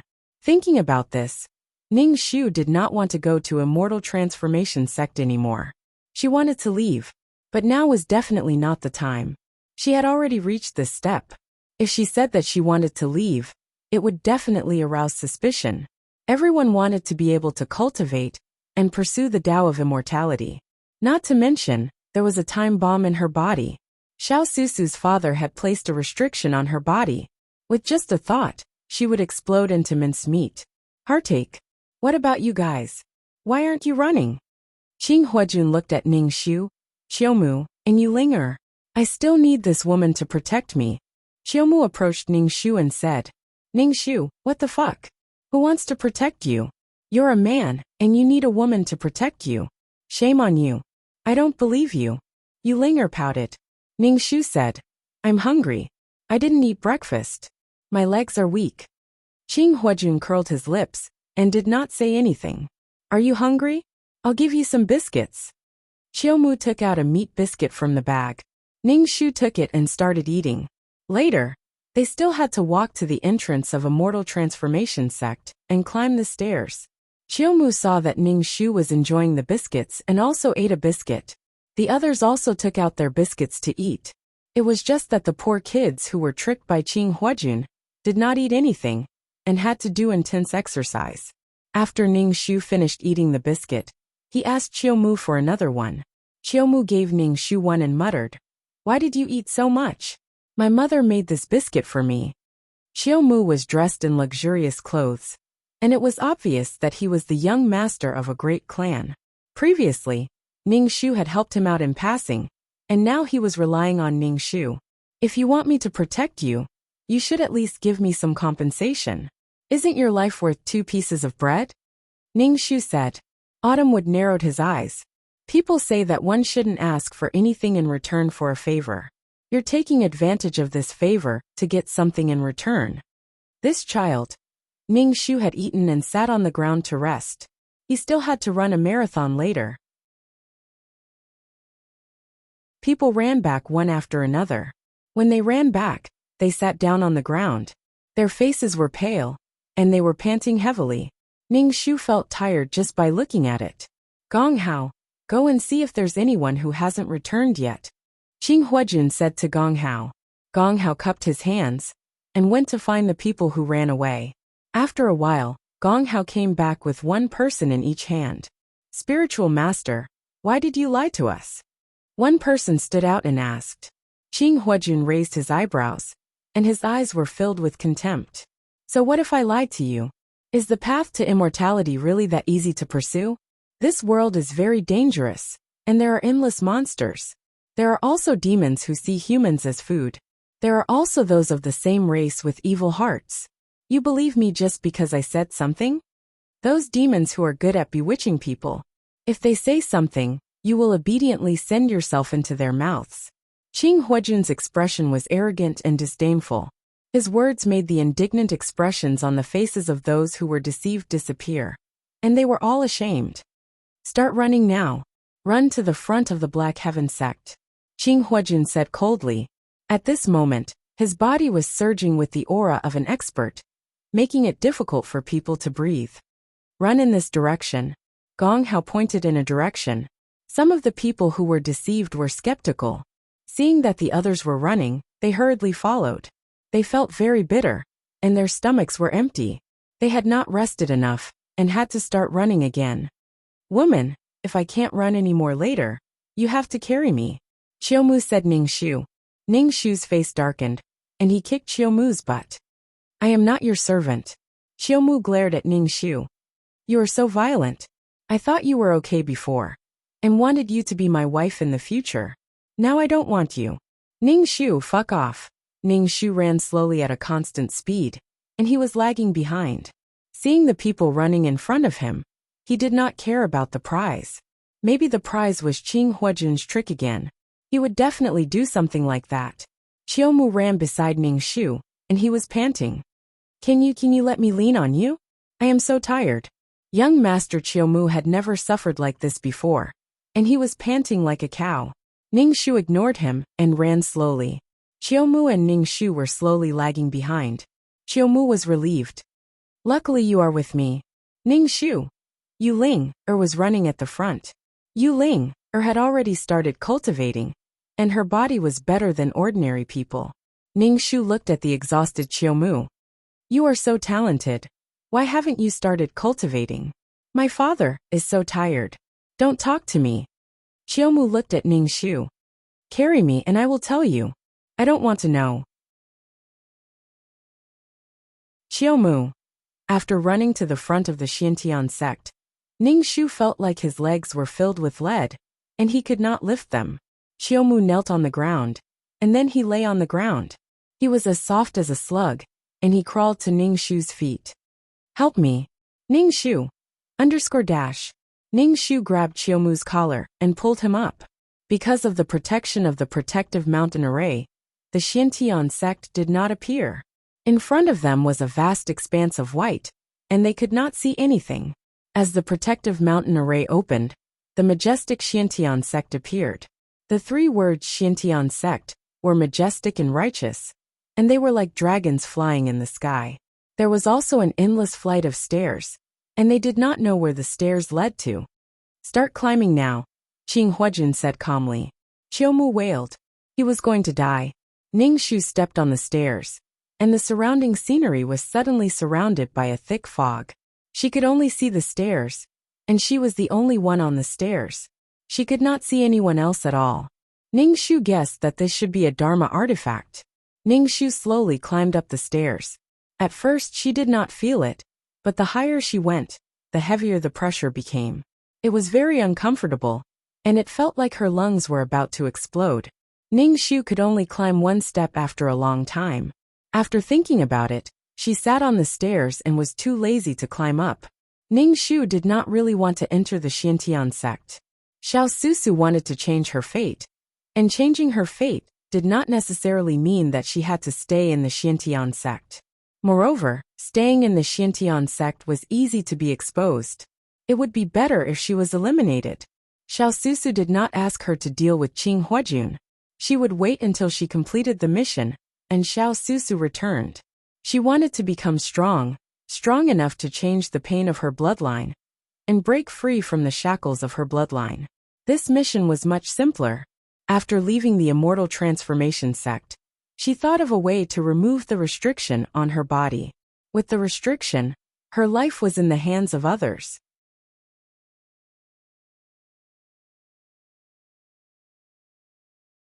Chapter 666.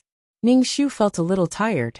Since he did not plan to enter the Black Heaven sect, he sat cross-legged on the steps and closed his eyes to rest. The surrounding spirit energy was very dense. Ningshu resisted the urge to cultivate a peerless martial art until he left the Black Heaven sect. However, he felt refreshed just by smelling the spirit energy. Cultivating a peerless martial art in a world like this would definitely benefit him greatly. Hopefully, he would be able to cultivate the golden coiling dragon energy. Ningshu could even feel the spirit energy slowly entering his body, forming a spirit energy mist in his dantian. Ningshu was a little shocked. He did not cultivate at all, but the spirit energy was entering his body. He was so scared. He had never encountered such a situation before. Could this body be so talented that it could absorb spirit energy at any time? What a joke! If Xiao Susu had this kind of talent, she would not have fallen to the point of being used by others. Ningshu stood up. The spirit energy was still entering his body. It was very comfortable. However, Ningshu was horrified. The situation was too strange. After waiting for the test to end, the steps disappeared. Ningshu stood in the square. There were people sitting or lying on the ground around him. They looked exhausted and their faces were pale. Some of them even had blood oozing out of their skin. It was obvious that their bodies could not bear the pressure of climbing the steps. In comparison, Ningshu found that she was the most comfortable because her body had absorbed the spiritual energy, which made her feel very comfortable. Facing these gazes, Ningshu immediately sat on the ground and supported his forehead with his hand, pretending to be exhausted. Next was the test for spirit roots. An immortal form sect disciple brought out a black stone. There were patterns on the surface of the black stone, and the material was similar to jade. This should be the tool for testing spirit roots. Line up to test your spirit roots, an immortal form sect disciple said. Li Xian, earth and wood dual spirit roots. Li Yi, water single spirit root. Yu Ling, air, water and earth dual spirit roots. Help me up.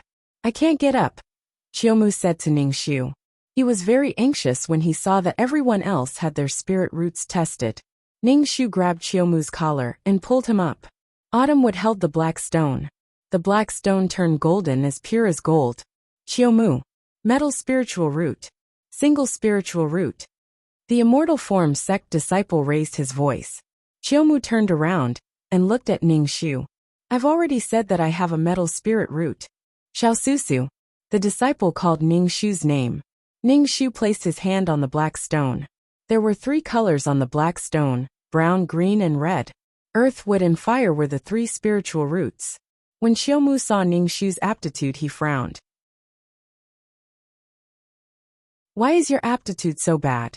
Don't worry, I'll protect you from now on. Ning Shu smiled and said, Thank you. Everyone's spiritual root attribute would be recorded in the book, and those without spiritual roots would have to go back and forth. After the test, the group of people was brought to the main hall. The hall was filled with powerful cultivators. Now they were here to select disciples. Qing Huajun was also among them. He held a folding fan in his hand and looked at Yuling Air immediately.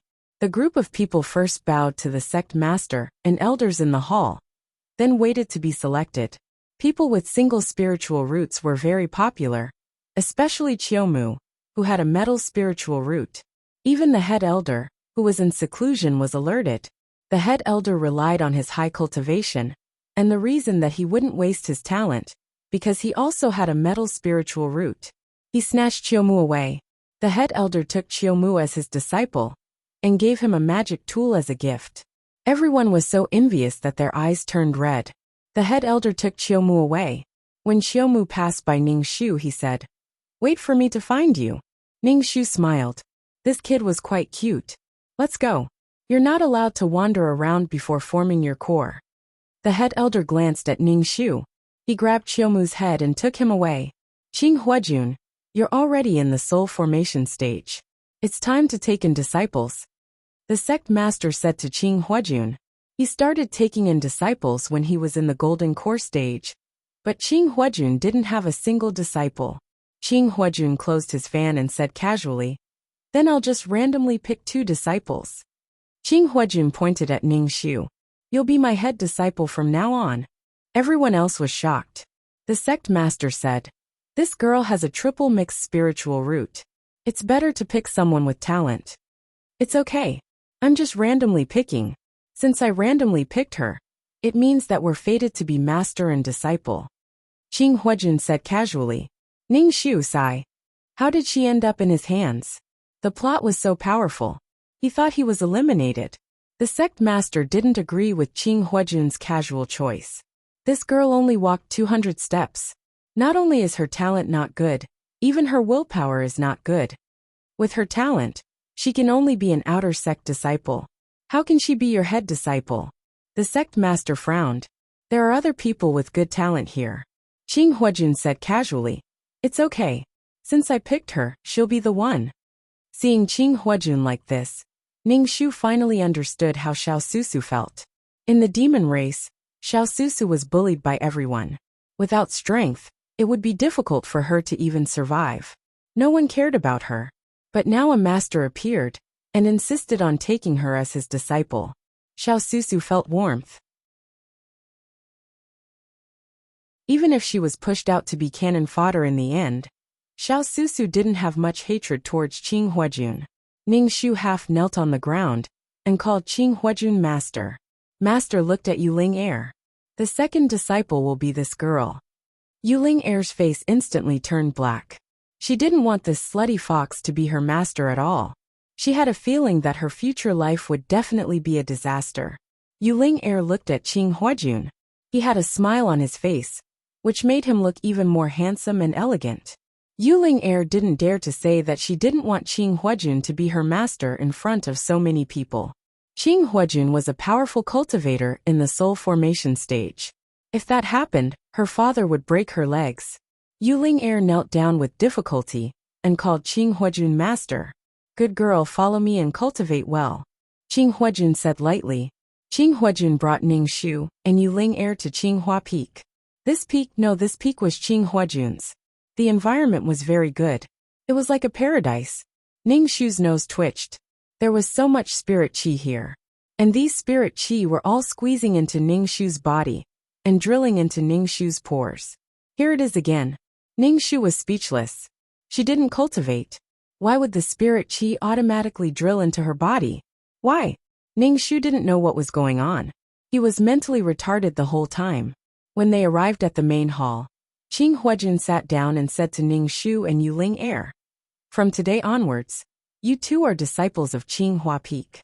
Cultivate well, and don't get eaten by the demons." Qing Huajun looked at Ning Shu and said, "You have the earth, wood and fire elements. You need to choose your main spiritual root to cultivate. Which spiritual root do you want to cultivate?" Ning Shu looked like he couldn't make up his mind. He said, "Disciple doesn't know what to choose. The earth element has strong defensive abilities. The wood element has strong healing abilities. The attack power of the fire element is also not bad." Qing Huajun explained to Ning Shu like a master.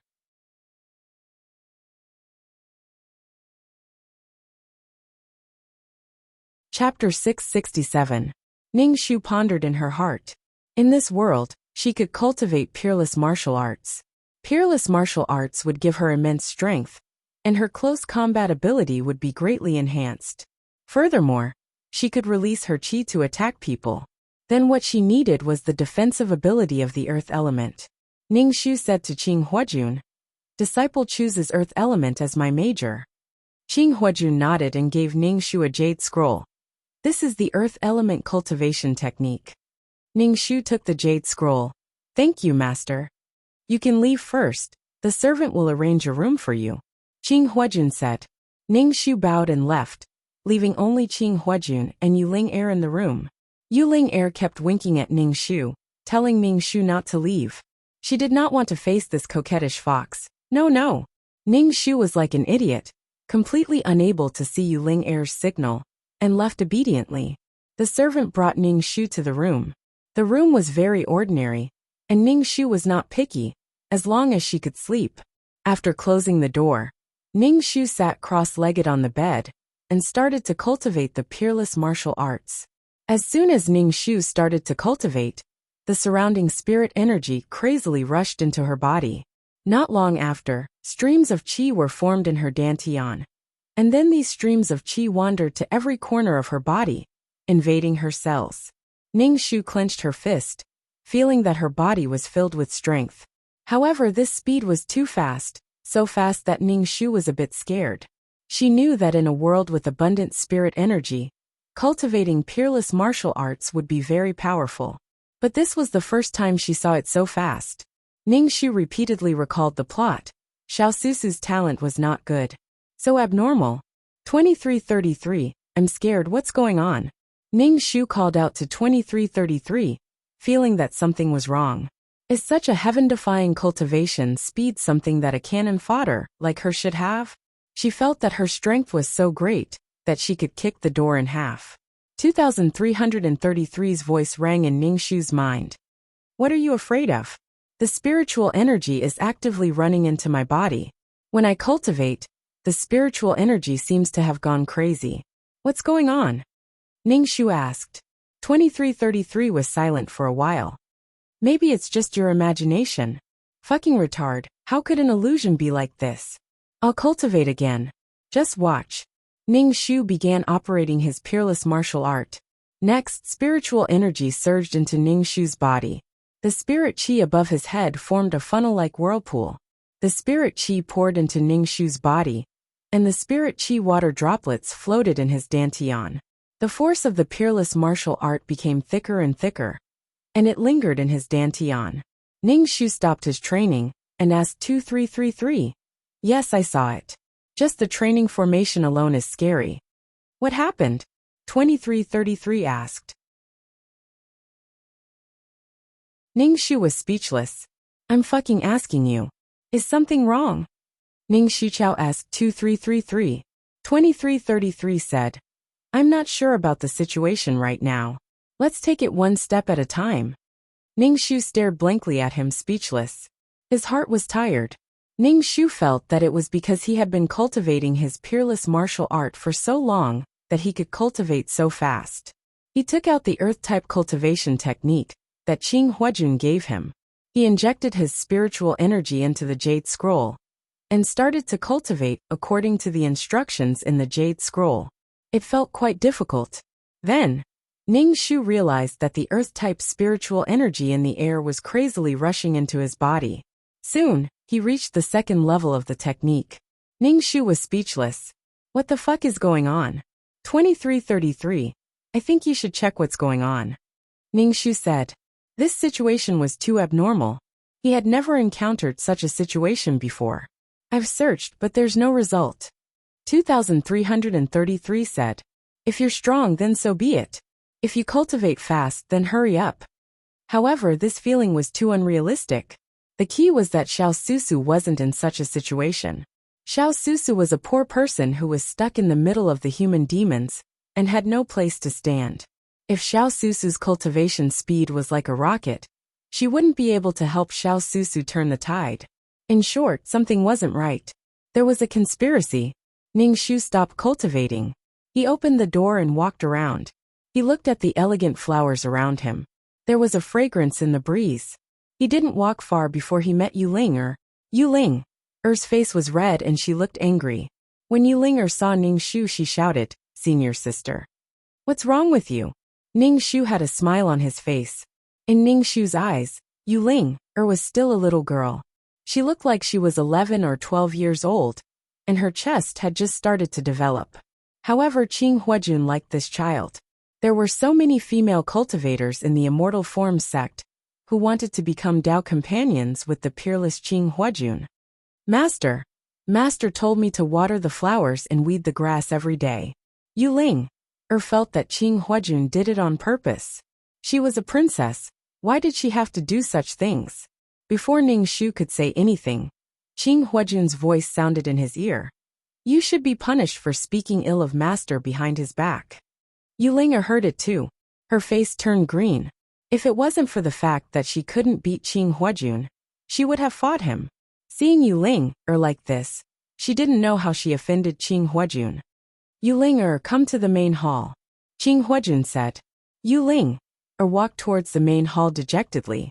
Anyway, Qing Huajun found pleasure in torturing Yuling. The Qing Huajun who didn't touch the mortal world asked Yuling to cook for him. He asked Yuling to cook for him. It's so dirty. He ordered Yuling around, but he taught her cultivation step by step. He even used his fan to hit Yuling's head and said that she was stupid. Under the guidance of Qing Huajun, Yuling's strength improved very quickly. She had completely forgotten about Ning Shu, and only occasionally asked about Ning Shu's cultivation progress. Other times she rarely asked about it. Yuling cried to Ning Shu. Why did Master only torture her and not him? Why was there such a difference in treatment? Ning Shu didn't know what to say. He only treated her as his disciple. Qing Huajun rarely let Yuling stay together. As long as the two of them stayed together for a long time, Qing Huajun would use all kinds of reasons to send Yuling away. Ning Shu saw this and felt that Qing Huajun knew his identity. Yuling's cultivation speed was very fast, but Ning Shu was very afraid of his own cultivation speed. As long as she cultivated, spirit energy would rush into her body. It was as if she was rushing to be reincarnated. There was already a dragon of spirit energy in her dantian. The spirit energy formed by the peerless martial arts turned into a dragon and swam around in her dantian. When the peerless martial arts were cultivated to the extreme, the spirit energy would turn into a golden dragon. This situation had only happened once. It was when she became Wei Liangyue. Because of the spirit marrow crystal, the spirit energy turned into a golden dragon. Although she didn't have any spirit energy and didn't turn golden, she was strong enough. She crushed the pebbles into powder. How terrifying. Also, the earth element cultivation technique was cultivated to the 10th level. There were a total of 12 levels. She fucking reached the 10th level in one go. She could feel the ground under her feet moving slightly. The sound of roots digging into the ground was very magical.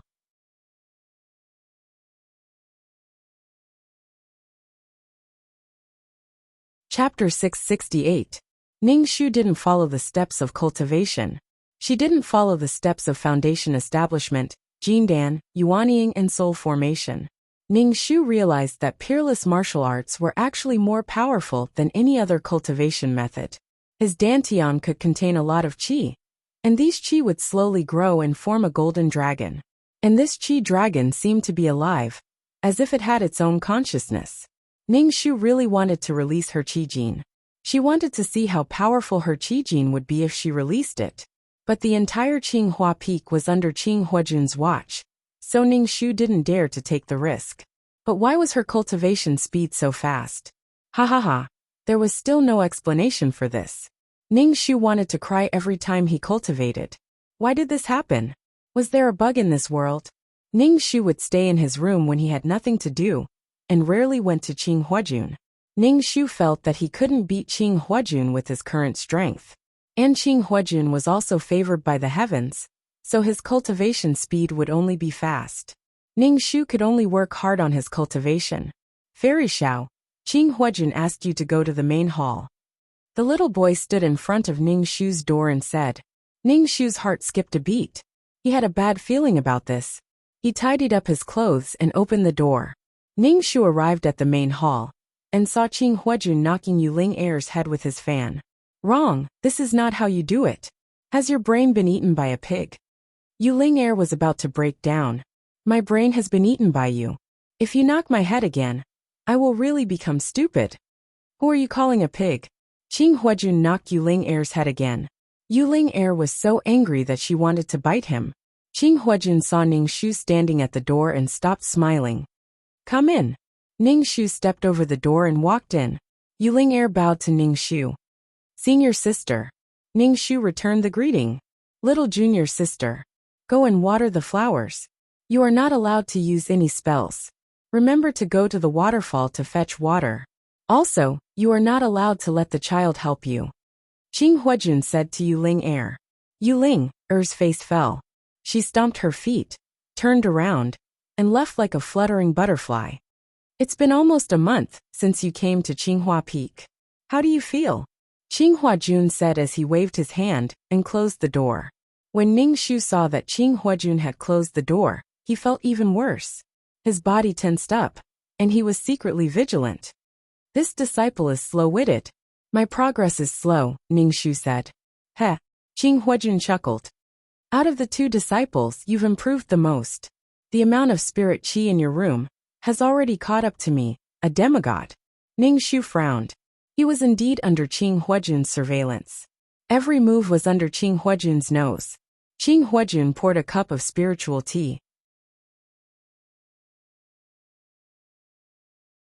His movements were smooth and elegant. He picked up the white porcelain cup and took a sip of tea. A tense atmosphere condensed in the air. Ning Shu's back was covered in sweat. It seemed that Qing Huajun was going to lay all his cards on the table. Qing Huajun put down the porcelain cup and said indifferently, Since you are my disciple, we can be considered as master and disciple. What is your purpose in coming to the Immortal Transformation sect? Ning Shu secretly circulated the energy in his dantian. When he heard Qing Huajun's words, he pursed his lips and didn't say anything. Qing Huajun stood up. Ning Shu walked over. His footsteps were slow, but Ning Shu felt as if a mountain was slowly pressing down on him. Ning Shu couldn't help but take a few steps back. Qing Huajun looked at Ning Shu. What is the purpose of the demon race coming to my Immortal Transformation sect? Qing Huajun extended his hand and released a stream of spirit qi to control Ning Shu. Ning Shu released a stream of spirit qi that was circulated to his fingertips. A dragon-shaped stream of spirit qi roared silently and rushed towards Qing Huajun. When Qing Huajun saw this attack, he was stunned for a moment. He frowned and formed hand seals to attack the stream of spirit qi. The dragon-shaped stream of spirit qi seemed to have its own consciousness. It attacked Qing Huajun, and at the same time dodged his attacks. But after a few moves, it was scattered by Qing Huajun. The stream of spirit qi returned to Ning Shu's dantian, and slowly formed the shape of a dragon. Ning Shu was dumbfounded. He didn't think that the spirit qi released from a peerless martial art would have such a strong attacking power. The stream of spirit qi wasn't golden in color. If it was a golden coiling dragon, wouldn't its defensive power be even stronger? Qing Huajun looked at Ning Shu. What cultivation technique are you cultivating? The folding fan in Qing Huajun's hand spun and transformed into 18 cold swords. Moreover, these swords were constantly splitting apart and densely packed together. The tip of the swords pointed towards Ning Shu. Ning Shu felt that if he moved, he would be stabbed into meat paste. Beads of cold sweat dripped down from his forehead. Qing Huajun walked over and pressed his jade-white hand on Ning Shu's head. Ning Shu immediately felt a majestic spirit qi attacking his dantian from the top of his head. The dragon-shaped stream of spirit qi in his dantian was resisting this attack. This powerful attack activated the restriction hidden in Ning Shu's dantian. The black magic formation emitted a dense black devil qi. The restriction that should still have some time to activate was activated by Qing Huajun in advance. Ning Shu suddenly felt like his body was being run over by a truck. All the bones in his body were about to break. There were also countless ants crawling in his bones, sucking his marrow. Ning Shu cursed inwardly, and I could see that the pain was almost as painful as a vicious curse. Ning Shu sat on the ground with his legs crossed. His body was emitting devil qi, and he was in so much pain that his body was trembling. Qing Huajun sat down and picked up a porcelain cup to drink tea. He watched coldly from the side. Not only did Ning Shu have to endure the pain of the restriction, there were also so many swords pointing at him. The restriction would activate for about an hour. When Ning Shu had endured the pain of the restriction, his whole body was in so much pain that his whole body was trembling. The spirit qi in his dantian flowed to every corner of his body, repairing his body that was damaged by the restriction. The black restriction in his dantian slowly disappeared and hid. Ning Shu stood up. The swords in the air immediately moved closer to Ning Shu, as if they wanted to stab him. I know that you are the child of a human and a devil. Although you have the blood of the human race, you also have the blood of the devil race. There is no way for the human race to accept you. You can go back to where you came from. This can also be considered as ending our relationship as master and disciple. Qing Huajun put down the porcelain cup. Ning Shu did not believe a single word that he said after activating the restriction in her body. It was exactly the same as what Xiao Susu said. She had to leave the immortal transformation sect. Under Qing Huajun's eyes, she could not do anything, let alone counterattack. Furthermore, there were some powerful old monsters in the immortal transformation sect. Ning Shu said, "My goal is the profound yang sword. Once I take the profound yang sword back, the devil race will release the restriction for me." Qing Huajun raised his eyebrows. "You can believe the words of the devil race. But I have no choice," Ning Shu said. Qing Huajun tapped the table with his finger. "I can give you the profound yang sword." Ning Shu, I knew you would give me a fake.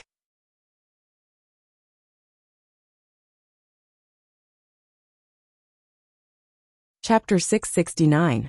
You triggered the restriction in her dantian, causing her so much pain that she wanted to die. Now you want to give me the profound yang sword? Ning Shu had a doubtful expression. Master, will you really give the divine weapon to your disciple?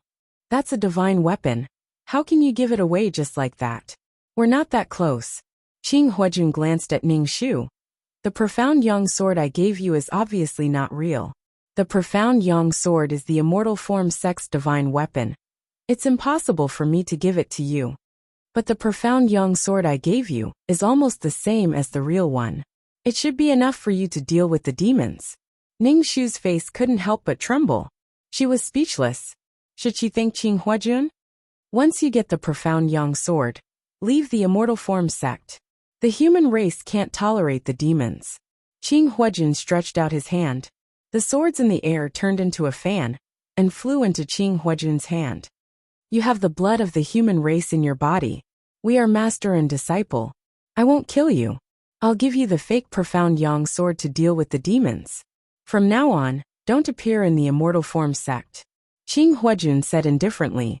Ning Shu really wanted to slap his bare face. He clearly wanted her to take the profound yang sword to deal with the demons. Yet he said to let her go, and even said that they were master and disciple. Ning Shu couldn't help but thank Qing Huajun. Thank you, master. This was sullen. Get out. Qing Huajun didn't look at Ning Shu. He waved his hand, and the door opened. Ning Shu's body floated out of the hall. The moment she went out, her body was covered in cold sweat.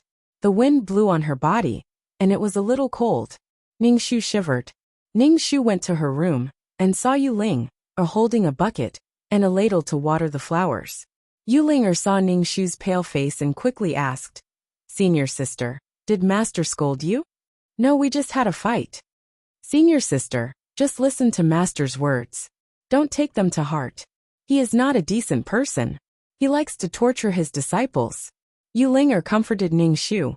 Ning Shu's entire body felt weak. Every 2 steps he took, he could feel his bones cracking. He knew that it would hurt when the restrictive spell activated, but he did not expect it to be this painful. He decided to give Yu Ling a perfunctory reply before returning to his room. Ning Shu opened his mouth and heard Qing Huajun's voice. "Yu Ling, have you finished watering the flowers?" Yu Ling's face turned ugly. She stomped her feet, picked up the bucket, and said to Ning Shu, "Senior sister, I'm going to water the flowers. You talk too much. If you delay any longer, even the tree will be watered." Qing Huajun transmitted his voice. Yu Ling immediately picked up the bucket and began watering the flowers. Ning Shu returned to his room and sat cross-legged on his bed. He began to cultivate. As the spiritual energy flowed into his body, he felt much more comfortable. Ning Shu did not know when Qing Huajun would chase him away. Qing Huajun did not treat Ning Shu as his disciple. In the past, he would ask about Ning Shu's cultivation progress. Now he ignored Ning Shu. Ning Shu guessed that Qing Huajun was rushing to make the Mystic Yang Sword. When the Mystic Yang Sword was completed, he would leave the Immortal Transformation sect. Ning Shu did not care. He shut himself in his room and cultivated. The spiritual energy in the Qinghua Peak was very dense. There should be a spiritual energy gathering array. Once he left the Qinghua Peak, he would not be able to find such a good cultivation environment. Ning Shu really wanted to absorb all the spiritual energy into his stomach. He did not want to leave any for Qing Huajun. Half a month later, the child came to find Ning Shu. "Fairy Xiao, the immortal wants you to go." Ning Shu tidied her clothes. She knew it was time to leave. She was not afraid of leaving the Immortal Transformation sect. She was only afraid that Qing Huajun would detain her in the Qinghua Peak. Once she left the Immortal Transformation sect, she would be free. When she arrived at the main hall, Ning Shu first bowed to Qing Huajun. Yu Ling, who was standing at the side, bowed to Ning Shu, "Senior sister." When Ning Shu saw Yu Ling, she was stunned. She hadn't seen Yu Ling, for half a month, and she felt that Yu Ling had grown a lot taller. She was wearing a light green dress, and standing there, she looked very beautiful. Ning Shu returned the greeting, "Little junior sister." Qing Huajun took out a storage bag and gave it to Ning Shu. "The things you want are inside. Take care." Ning Shu caught the storage bag. It was not bad. He got a storage space for free. Qing Huajun was probably afraid that the sword on his back would be stolen by others. She was quite thoughtful. Ning Shu pursed his lips. "Thank you, master." Yu Ling was a bit confused. Seeing the storage space in Ning Shu's hand, she pouted and said, "Master is biased. You only gave a storage space for senior sister, and not for me." Qing Huajun rolled her eyes at Yu Ling. A bracelet appeared in her hand. The bracelet had complicated patterns, and looked very delicate. It looked like it was made of silver. "This is your storage space," Qing Huajun said. Yu Ling happily took the bracelet. She looked at it over and over again. When she wore it on her wrist, it made her slender wrist look even better. "This needs to be refined. It's not yours just to wear it." Qing Huajun saw that Yu Ling liked the bracelet. She smiled. "Why are you so stupid?" Ning Shu looked at his ragged bag, and then looked at Yu Ling's bracelet.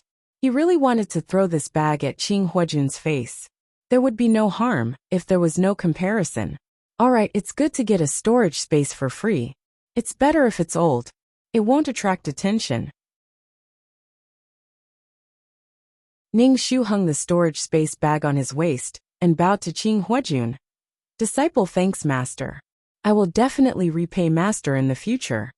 Qing Huajun didn't care. She just nodded with an indifferent expression. Ning Shu said, "Disciple will leave now." "Senior sister, where are you going?" Yu Linger asked curiously. Qing Huajun coughed. "I asked her to do something." "I see." Yu Linger said to Ning Shu, "Senior sister, be careful. Come back soon." Ning Shu said, "Thank you. It's time to cultivate. What are you doing here?" Qing Huajun sent Yu Linger away. Yu Linger curled her lips and said, "Disciple will leave now." She didn't know what her master wanted to say to her senior sister. Yu Linger felt that the atmosphere between her master and her senior sister was very strange. She walked very slowly. She wanted to know what the two wanted. Qing Huajun waved her hand and sent Yu Linger out. She then closed the door. Yu Linger stood at the door. She felt a bit uncomfortable. What did she want to do? Why did she have to close the door? Ning Shu looked on silently. Qing Huajun really doted on Yu Linger. She left all the good things for Yu Linger. She was very considerate of Yu Linger. She was very considerate of Yu Linger. Yu Linger was a dual spirit root holder, but her talent was not outstanding. Qing Huajun spent a lot of effort to find heavenly materials and earthly treasures to refine Yu Linger's bones and marrow, allowing Yu Linger to become a single spirit root holder. But Yu Linger was a person who was slow in love. She always felt that her master liked to tease her. She always found all kinds of things to torture her. When Yu Linger grew up and became stronger, the two of them became Tao companions. The little white rabbit was eaten by the old fox.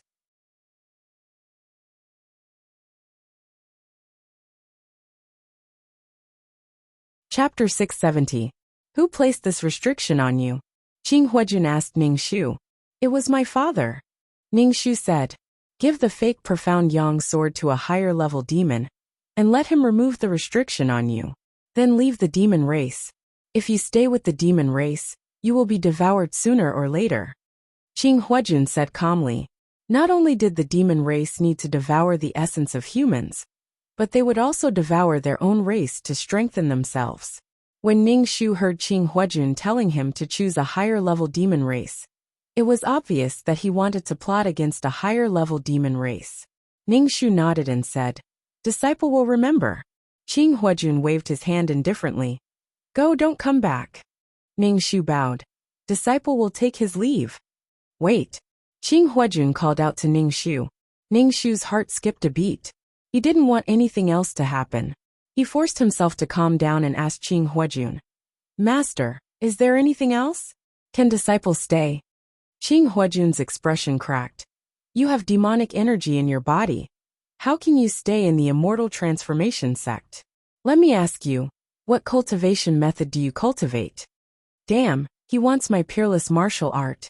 Ning Shu said, disciple cultivates the earth element cultivation method master gave me. Qing Huajun sneered. Do you think I don't know what an earth element cultivation method looks like? Ning Shu pursed his lips and knelt down to Qing Huajun. Disciple cultivates the demon race cultivation method. As long as master is willing to let disciple stay, disciple is willing to give up the cultivation method. Qing Huajun's expression was indifferent. It was impossible to tell what he was thinking. He waved his hand, go. Ning Shu's face was filled with disappointment. He climbed up from the ground and left the hall. Qing Huajun and the immortal transformation sect. Ning Shu raised her middle finger in the direction of Qinghua Peak. Once I'm strong enough, I'll definitely come back to beat you up. I'll press my hand on your head and unscrupulously charge my qi into your dantian to take a look. However, after leaving the immortal forms sect, Ning Shu suddenly didn't know where to go. Naturally, she couldn't return to the demon race. Her current strength was far inferior to that cheap demon father of hers. Xiao Susu's father was a demon general, which was equivalent to the soul formation stage of the human race, which was the same level as Qing Huajun. Right now, she couldn't even defeat Qing Huajun, let alone her devil father. Moreover, the devil race's cultivation method was sinister and treacherous, making it hard for people to guard against. She also couldn't go to a crowded town. Soon, her restriction would activate again. If she went to a crowded place, she would definitely be discovered. She couldn't guarantee that she wouldn't be discovered by other cultivators. If she was discovered, there would be no less trouble. They would definitely chase after her and shout to kill her. At this moment, Ning Shu truly felt that there was no place for him in this vast world. Forget it, I'll just go to a place with fewer people. Moreover, the further away from the immortal form sect the better. Ning Shu planned to fight for territory with the demonic beasts and slowly cultivate. Ning Shu went to the mystic spiritual mountain range, which was known as one of the 5 great danger zones. It was an endless forest with all kinds of demonic beasts resting in it. Although it was dangerous, it was favored by cultivators. There were many demonic beasts here. If they needed to concoct pills or craft magic tools, they would come here to find materials. Ning Shu found the direction and ran quickly towards the mystic spiritual mountain range. Meanwhile, in the main hall of Qinghua Peak, Qing Huajun's heart tightened. Cultivators were able to communicate with the heavens and earth. They were able to sense danger and had a bad feeling. Qing Huajun regretted letting them go. He had never seen any devil who practiced this kind of cultivation method. Qing Huajun instantly left the main hall and went out of the immortal form sect. He chased in the direction of the demon race. After flying for a long time, he still didn't see Ning Shu. Qing Huajun felt even worse. He regretted letting him go. With his strength, he wouldn't be able to run very fast. Qing Huajun chased for such a long time.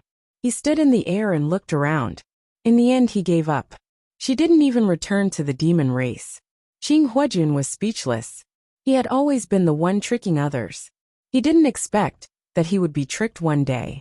He just didn't know if that person would bring the mystic yang sword back to the demon race. Qing Huajun turned and returned to the immortal form sect. However, he still felt uncomfortable in his heart. Ning Shu ran further and further away from the demon race. She felt that it was safer, so she slowed down. When she was hungry, Ning Shu took out a fasting pill to eat. She cultivated as she walked. Indeed, the spiritual energy outside couldn't be compared to Qinghua Peak. However, when she cultivated, the spiritual energy would gather around her. The effect was not bad. Until now, Ning Shu still didn't know why her cultivation speed was so fast. This made her feel terrified. Everything had a reason. Nothing happened for no reason. Ning Shu tried to let herself fly. However, she couldn't fly in the air. She could only walk on her 2 feet. Occasionally, she would encounter demonic beasts. Ning Shu would directly clench her fists and fight the demonic beasts head-on. Her strength was so great that she could directly kill the demonic beasts. She was barehanded. However, when she was lazy, she would release the coiling dragon energy in her dantian. The coiling dragon's body would start to turn yellow. It would roar and rush out to fight with the demonic beasts. If she encountered a weaker demonic beast, the coiling dragon would directly crush the demonic beast with its claws. Ning Shu was covered in blood. Ning Shu was dumbfounded. This was too powerful. However, the coiling dragon energy couldn't last more than a few moves in front of Qing Huajun. It was obvious that these demonic beasts, who only knew how to cultivate and had low intelligence, were too weak. Ning Shu would also keep any treasures she encountered. These were all resources. When she passed by a town, she could exchange them for spirit stones. However, Ning Shu felt that she kept on encountering treasures. These treasures were getting more and more precious. Although they were guarded by demonic beasts, she could still kill the demonic beasts and take the treasures into her pocket. Ning Shu's heart was about to break down.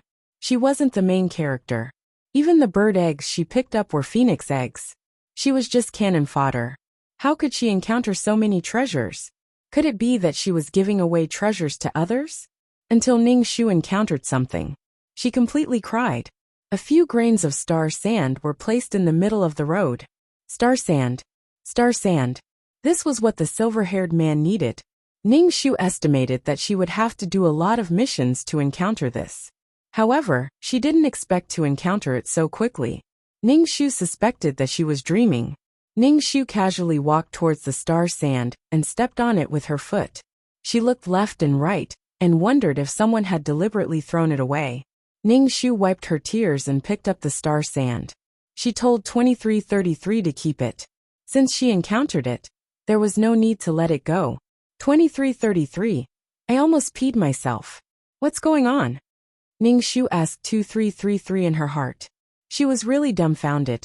2333 was also dumbfounded. Let me check for you. Ning Shu was terrified. What the hell was going on? This was the treatment that only the main character would receive. Xiao Susu was a very pitiful existence. Why was it that when it came to her, her cultivation was like cheating? It was too unreal. There was no such thing as a free gift in the world. There must be a conspiracy.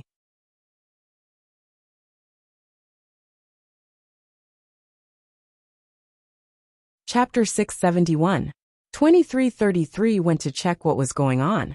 Ning Shu had been waiting.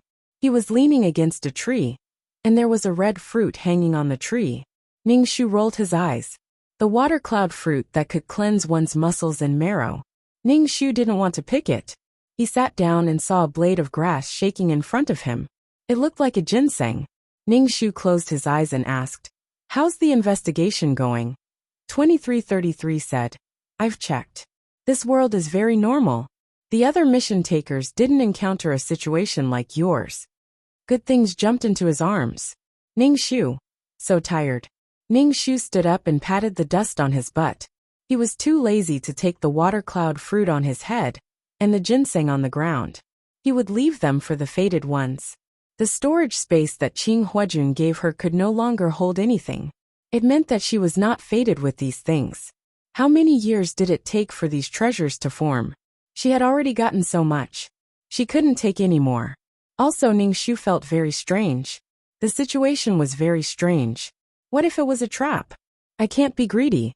Not only did he have a cheat to increase his cultivation speed, but he could also get good things wherever he went. This was the treatment of a main character. When was it her turn? Ning Shu was too lazy to fight monsters. He didn't even look at the good things that he saw. When he reached the small town, he used some things to exchange for spirit stones, and bought some clothes. After walking for a long time, Ning Shu finally arrived at the Mystic Spirit Mountain Range. From afar, the Mystic Spirit Mountain Range seemed to be shrouded in smoke. There was a small town not far from the Mystic Spirit Mountain Range. This small town was very prosperous. Ning Shu hadn't eaten hot food for a long time. He was about to go to the restaurant to eat something. There were all kinds of demonic beast meat in the restaurant. They used all kinds of cooking methods to make the demonic beast meat delicious. Also, the demonic beast meat contained spiritual energy that could nourish and strengthen the cultivator's body. In this world, the big fish ate the small fish. The human race hated the demon race for absorbing the essence of the human race. But the human race still ate the demonic beasts. The strong were respected. Only the strong could control their own fate, and not become a stepping stone for others. Ning Shu walked into the restaurant, ordered some dishes, and waited for the waiter to serve them. There were many cultivators in the restaurant, but Ning Shu did not look around. Instead, he wantonly sized up the others. The world of cultivation was cruel. Some cultivators had very strange tempers. Perhaps a look or a sentence could cause a fight. If you have anything good on you, just wait to be killed and robbed. She had just walked in when she felt a spiritual consciousness sweep over her body, but it was quickly retracted. Ning Shu felt that someone was staring at him. He turned his head to see who was staring at him. When he saw this person, Ning Shu was stunned. This person had a head of dark green hair and wore green clothes. He sat on the bench and looked at Ning Shu. His eyes were slightly blue and glittering. She was good-looking, but her aesthetic sense was a little abnormal. She had green hair and wore green clothes. It was a little hot to the eyes. The problem was that this person was obviously not a human. The demon race was also not like him. Could it be that he was a demonic beast in human form? Since when did demonic beasts have such an IQ? Weren't demonic beasts ignorant and stupid? How could they live among humans? There was a demonic beast sitting here. But these cultivators actually ignored him and did not attack him. No one sat around him. Obviously, they did not want to get close to him. Ning Shu saw that this person kept staring at her, unable to take his eyes off her. She felt bitter in her heart. Only the female lead could attract a handsome man. Could it be that by adding 6 points to charm, she could immediately attract the attention of handsome men? Then why did she add so many attribute points to wisdom? But her IQ did not increase by leaps and bounds. Ningxu touched her storage space. Could it be that he saw that she had a lot of treasures in her bag? Wanted to kill her and steal her treasures? When the dishes were served, Ningxu picked up the chopsticks to eat. He felt that this person's gaze was still staring at him. Look at your sister. Ningxu cursed in his heart. Out of the corner of his eye, he saw that the person was actually walking towards him. Ningxu! Get lost, get lost. This demonic beast man sat opposite Ningxu. Seeing that Ningxu had ordered a table full of fish and meat, he said, You like to eat meat? His voice was very pleasant and gentle. Just by listening to his voice, one would not think that this person was a manic demonic beast. Could it be that he was a hairdresser, and his hair was dyed? Ningxu's hair stood on end. He felt that the person opposite him was very strong. He did not speak. Do you want to drink? The demonic beast man took out a water bag. Ningxu, were they close? Not close. Are you trying to hit on me? Ningxu really wanted to kick this person in front of him. Was his charm that strong? Anyway, everything was not normal. Everything was not normal. Then you want to drink. The man took the water bag and filled Ningxu's cup with water. Ningxu looked at him sideways and did not speak. Drink. The man smiled slightly. If it wasn't for his green hair, Ningxu would have thought that he was a gentle and refined scholar. He had a poetic charm, but he had a more indifferent and distant temperament than a scholar. He was neither arrogant nor impatient. Ningxu was a little doubtful. Was this person really a demonic beast? But this was aesthetic. One should not hit a smiling face.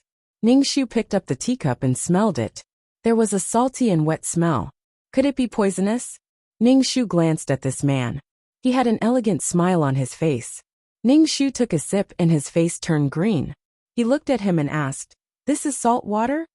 The man said, To be precise, it's seawater. Ningxu, what a weirdo. Drinking seawater. I'm Qingyu. What's your name? Qingyu asked Ningxu. Ningxu said, Xiaosusu. Qingyu frowned and asked, Is that your real name? Yes. Ningxu nodded. Ningxu drank a mouthful of seawater. He couldn't spit it out in front of Qingyu.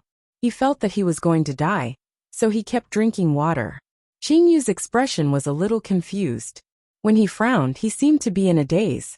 He fell into a state of emptiness. Why are you looking for me? Ningxu went straight to the point.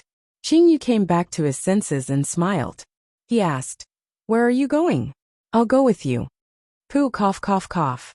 Ningxu choked on his tears. He was very shocked. Ningxu's face twitched. When did she have the charm to make people fall in love at first sight? And Qingyu didn't have any feelings for her at all. Why did he want to follow him? Why? Ningxu controlled his urge to roll his eyes. I want to pursue the great Tao. Qingyu said, What does that have to do with me? Ningxu rolled his eyes. I feel that your soul is very familiar. We should have met before. Qingyu said, Wasn't this hitting on him? Could it be that in the cultivation world, hitting on people using soul familiarity? We haven't met before. We have. We haven't met before. We have. Then fucking tell me where we met before. Ningxu chanted the clear heart mantra in his heart.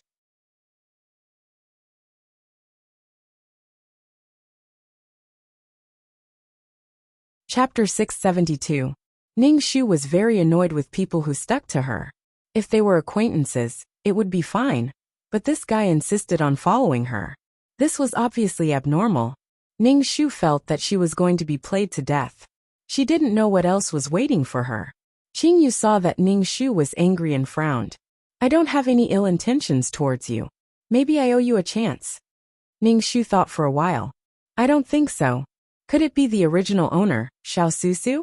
The problem was that Xiaosusu didn't know this person at all. I can't bring another person with me. You don't have to follow me. Ningxu said lightly. Qingyu said elegantly. It's okay. You don't have to take care of me. Ningxu, what to do?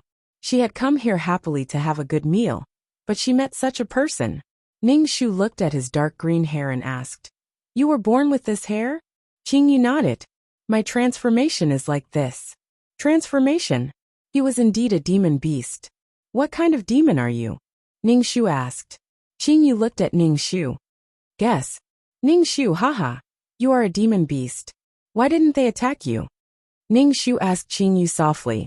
Qing Yu glanced at the people in the hall. They don't dare. Ning Shu gave him a thumbs up. That was so domineering. Ning Shu finished all the dishes on the table and prepared to find an inn to rest. Ning Shu walked out of the inn.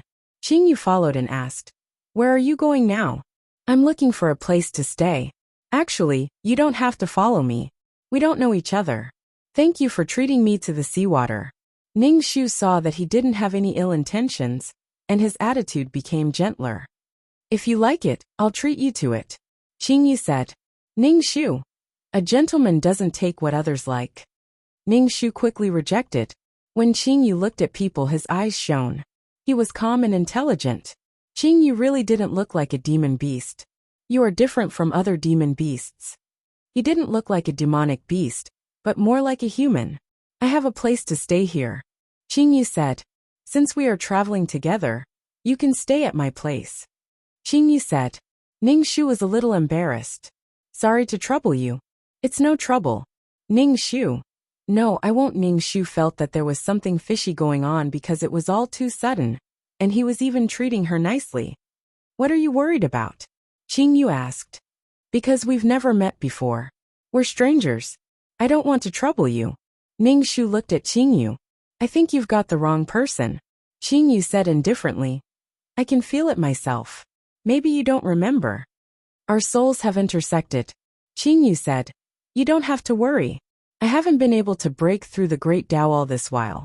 Perhaps it's because I have karma with you." Ning Shu. Speak human language. He felt that his intelligence was even lower than a demonic beast's, as if he was mentally retarded. Ning Shu sighed and followed Qing Yu to his place. It was a big house. "You have such a big house." Ning Shu saw that there were servants in the house. When the servant saw Qing Yu, he bowed and shouted, "Lord Qing, arrange a room for her." Qing Yu ordered. The butler arranged a room for Ning Shu beside Qing Yu's. Ning Shu also felt drunk. Ning Shu felt that the spiritual energy in the house was very dense. He sat on the bed and started to cultivate. The spiritual energy around Ning Shu rushed over. After cultivating for a long time, Ning Shu opened his eyes and looked inside his dantian. He realized that the energy in his dantian had turned into a golden dragon. It was very lifelike, like a real dragon. When it came into contact with Ning Shu's consciousness, the dragon even touched Ning Shu's consciousness. Ning Shu was a little surprised. He felt that this thing had its own consciousness. There was a knock on the door. Ning Shu got off the bed and opened the door. Qing Yu was standing at the door. "Are you done with your cultivation? It's time for dinner," Qing Yu said. Ning Shu followed Qing Yu to the living room. There was a table full of dishes, and they were all meat. Ning Shu sat down and ate the dishes on the table. Qing Yu raised his eyebrows. "Don't you immortal cultivators avoid being involved in the mortal world?" Immortals are humans too. Didn't humans live for their mouths?" Qing Yu drank the seawater and nodded. "That's true." Ning Shu felt disillusion every time he saw Qing Yu drinking seawater. "You're a demonic beast in the sea?" "Yes." "What's your true form?" Ning Shu asked. Qing Yu tilted his head. "Guess." Ning Shu couldn't be bothered to ask. It was up to him to say or not. Immediately, Ning Shu's body stiffened. Because the restriction in his dantian was slowly emerging, the restriction was activated. Instantly, his body felt like it was about to explode. Ning Shu hurriedly sat cross-legged on the ground, enduring the pain. Demonic qi was emitting from his body. Qing Yu formed a barrier that covered the entire house, preventing others from discovering the demonic qi on Ning Shu's body. Ning Shu cursed the bastard who placed the restriction in his heart. "Fuck, just you wait." The restriction gradually sank into his dantian and disappeared. Ning Shu was in so much pain that he was covered in cold sweat. Ning Shu grabbed the cup on the table and drank a cup of water. "You're a demon?" Qing Yu looked at Ning Shu and shook his head. "Not pure.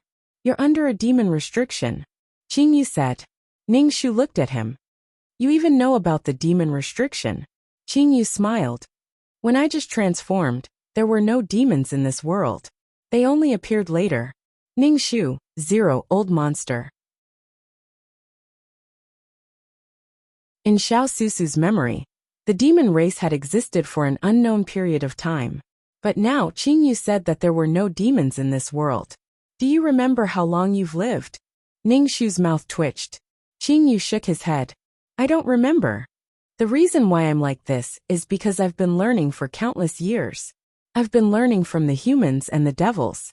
The great Tao gave demons powerful bodies, but it didn't give them intelligence. Ningshu was very impressed. You're very powerful. Qingyu smiled. It's also a coincidence that I gained intelligence. The great Tao is formless. It gives birth to heaven and earth. The great Tao is emotionless. It moves the sun and moon. The great Tao is nameless. It nurtures all living things. There are humans and demons in this world. The appearance of the demon race is to keep humans in check. Only then can the balance be stable. Ningshu listened to the cryptic words and asked, Then is there a way to remove the restriction on my body? Qingyu nodded. There is. How? Ningshu asked excitedly. If the restriction was removed, then her fate would no longer be in the hands of her demon father. Qingyu looked at Ningshu and said, This restriction requires the blood of the demon who placed it. I've learned before. As long as there's the blood of the demon race, I can help you remove the restriction. Damn. She still had to go back to the demon race to find her cheap father. Let's spar. Ningshu wanted to see how strong she was. Would she be sucked dry like in the storyline, when she went back to find the demon race? You can't beat me. Qingyu shook his head. I know I can't beat you. I just want to know how strong I am now. Ningshu was speechless.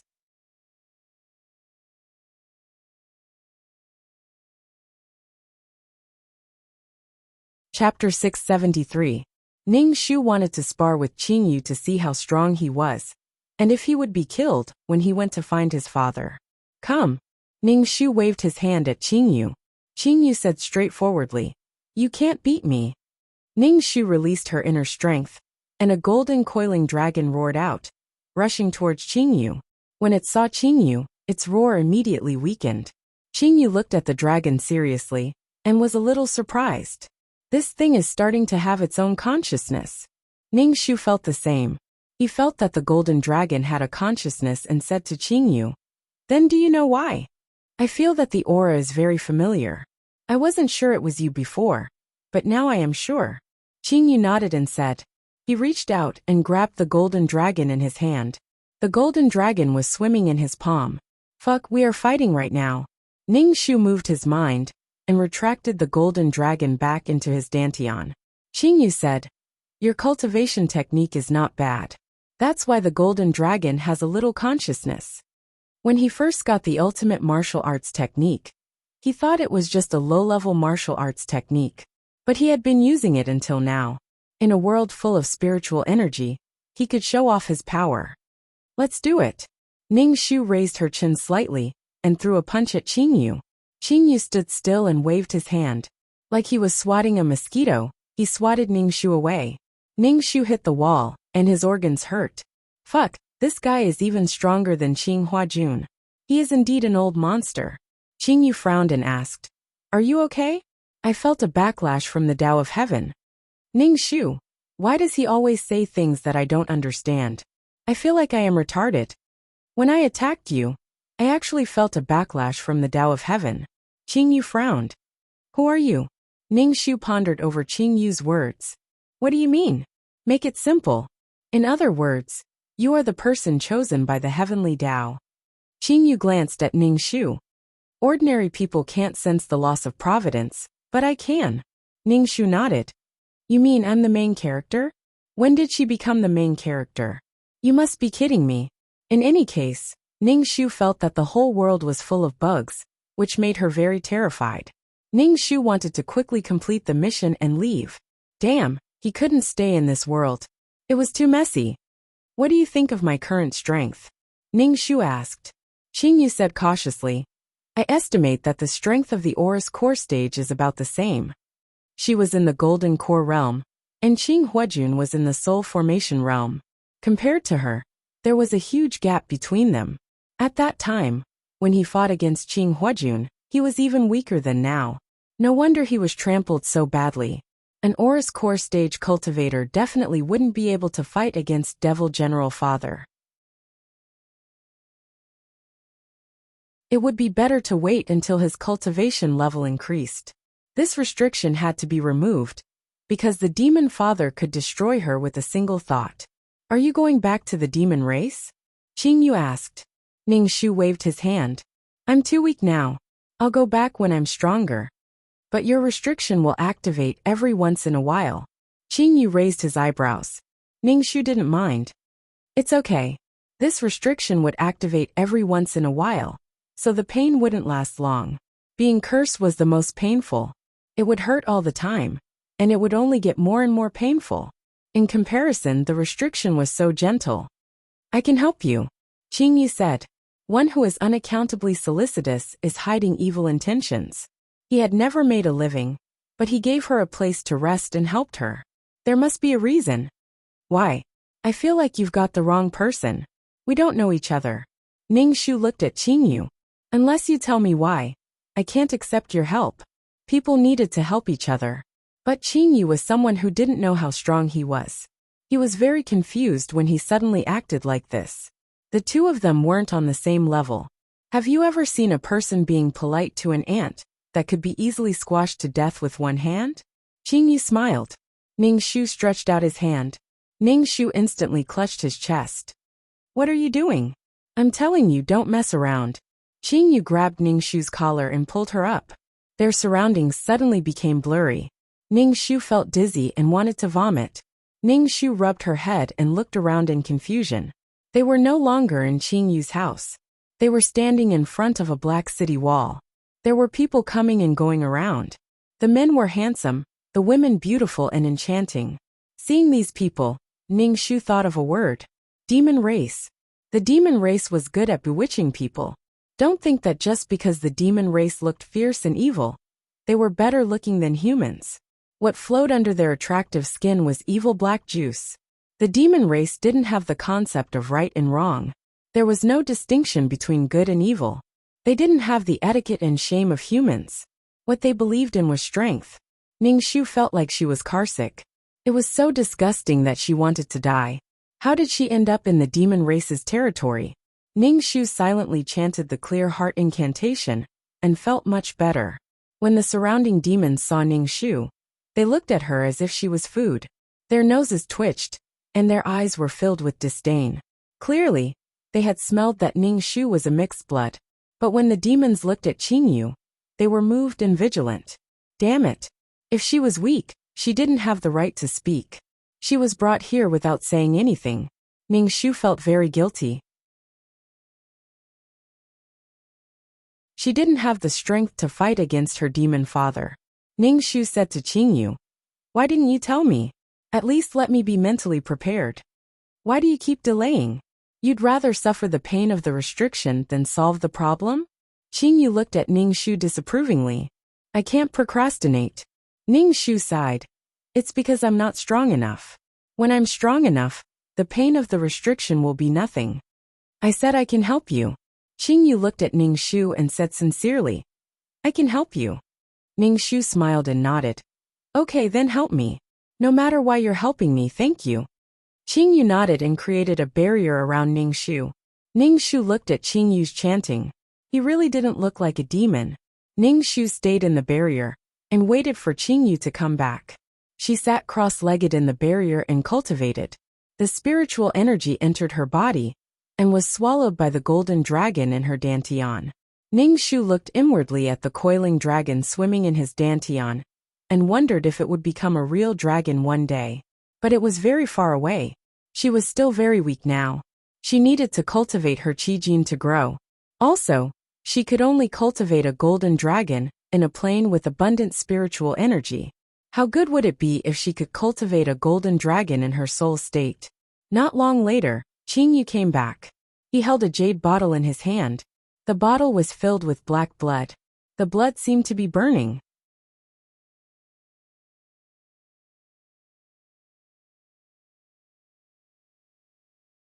Chapter 674. Ning Shu saw that Qing Yu's clothes weren't dirty. His hair wasn't messy. It was as though he just went out for a stroll. Ning Shu's heart was sour. When would he be so strong? You didn't alert my father, right? Ning Shu asked. If he was alerted, he could kill me with a single thought. I didn't let him sense it. Qing Yu said. Ning Shu gave a thumbs up. You're amazing. Qing Yu smiled, looking at Qing Yu. Qing Yu removed the barrier. Ning Shu said. Do you want to go into the city to take a look? The demon race has quite a few good things. No need, it's too close to my father, he would sense it. Ning Shu rejected.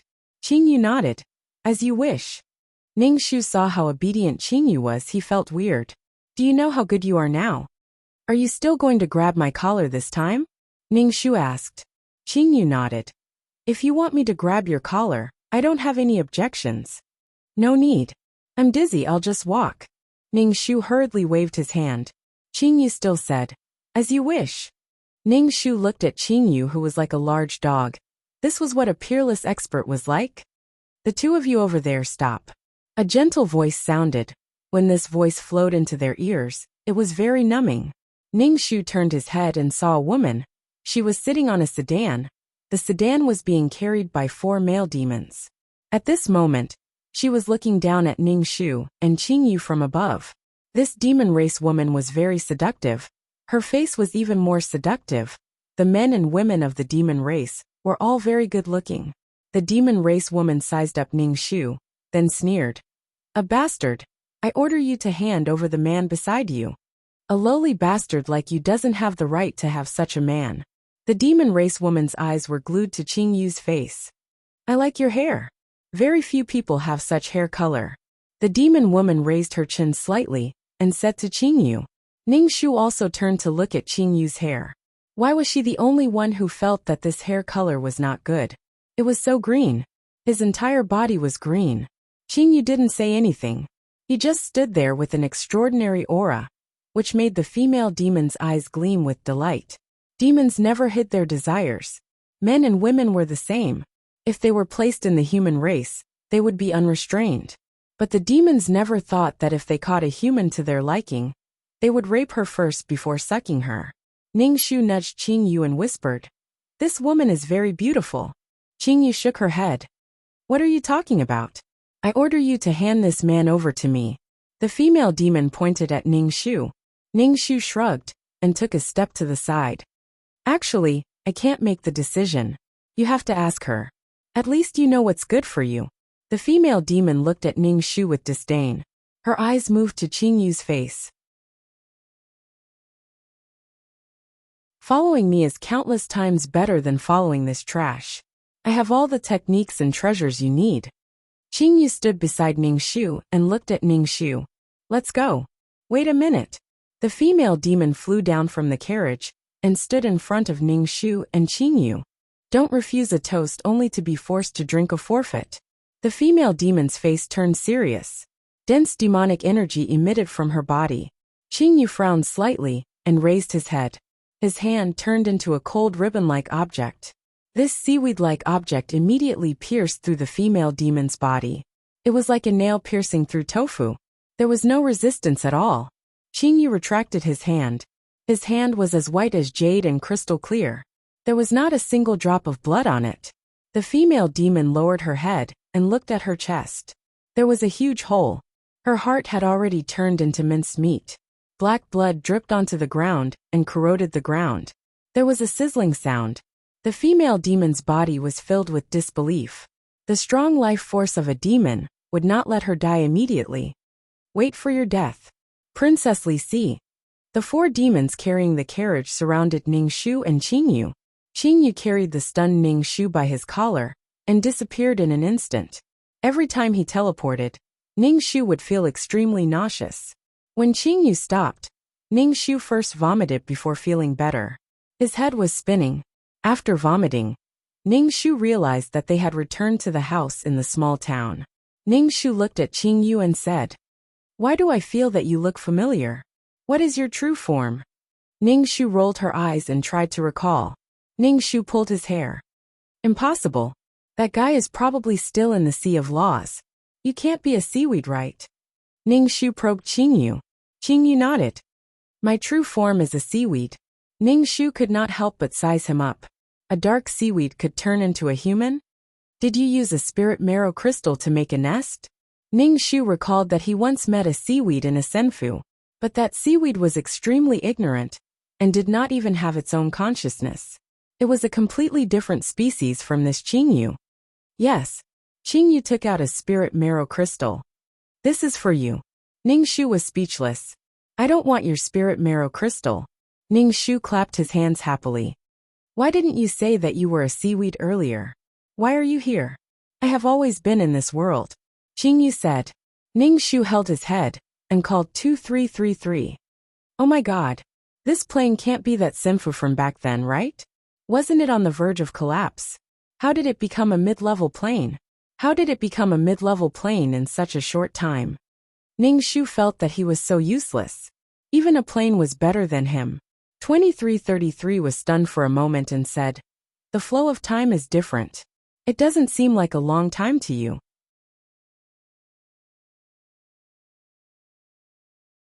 Maybe this plane has already been here for a few 100 million years. Damn it. If that's the case, then this plane recognizes you. That explains everything that happened before. 2333 said. Ning Shu squinted. How does that plane know it's me? 2333 said. You forgot. When you were on the way to the Sea of Law, you thought you were in a soul state. Holding the plane in your hand would definitely have some of your soul's aura. Ning Shu sighed and wiped the cold sweat off his head. She was so scared that she could not sleep every day. She did not expect this to be the reason.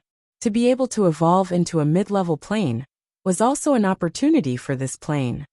Giving you some benefits can be considered as settling the karma. 2333 said. You should be doing missions in this plane smoothly. You did not waste a lot of my energy to send it back to the Sea of Law. I was wondering why I couldn't find the reason.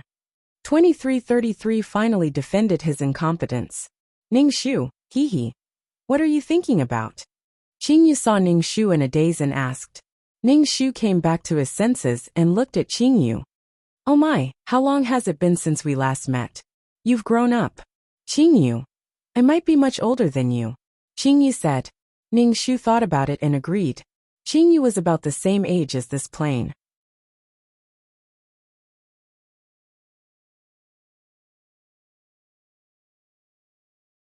Chapter 675. Is it okay for you to attack the devil with your true body? Ning Shu asked. The blood of the devil was very corrosive and poisonous. Qingyu looked at his hand and said, I just wanted to see if I could resist the corrosion of the devil's blood. Ning Shu nodded. How's the result of the experiment? I see that your hand is fine. It's okay. Qingyu nodded. Ning Shu said sincerely, I want to ask you to help me remove the restriction.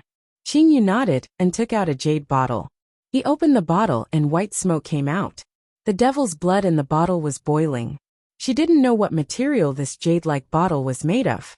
It could actually resist the corrosion of the devil's blood. Qingyu put his finger into the bottle and said, I will draw a spiritual array on your forehead later. It will hurt a little. Bear with it.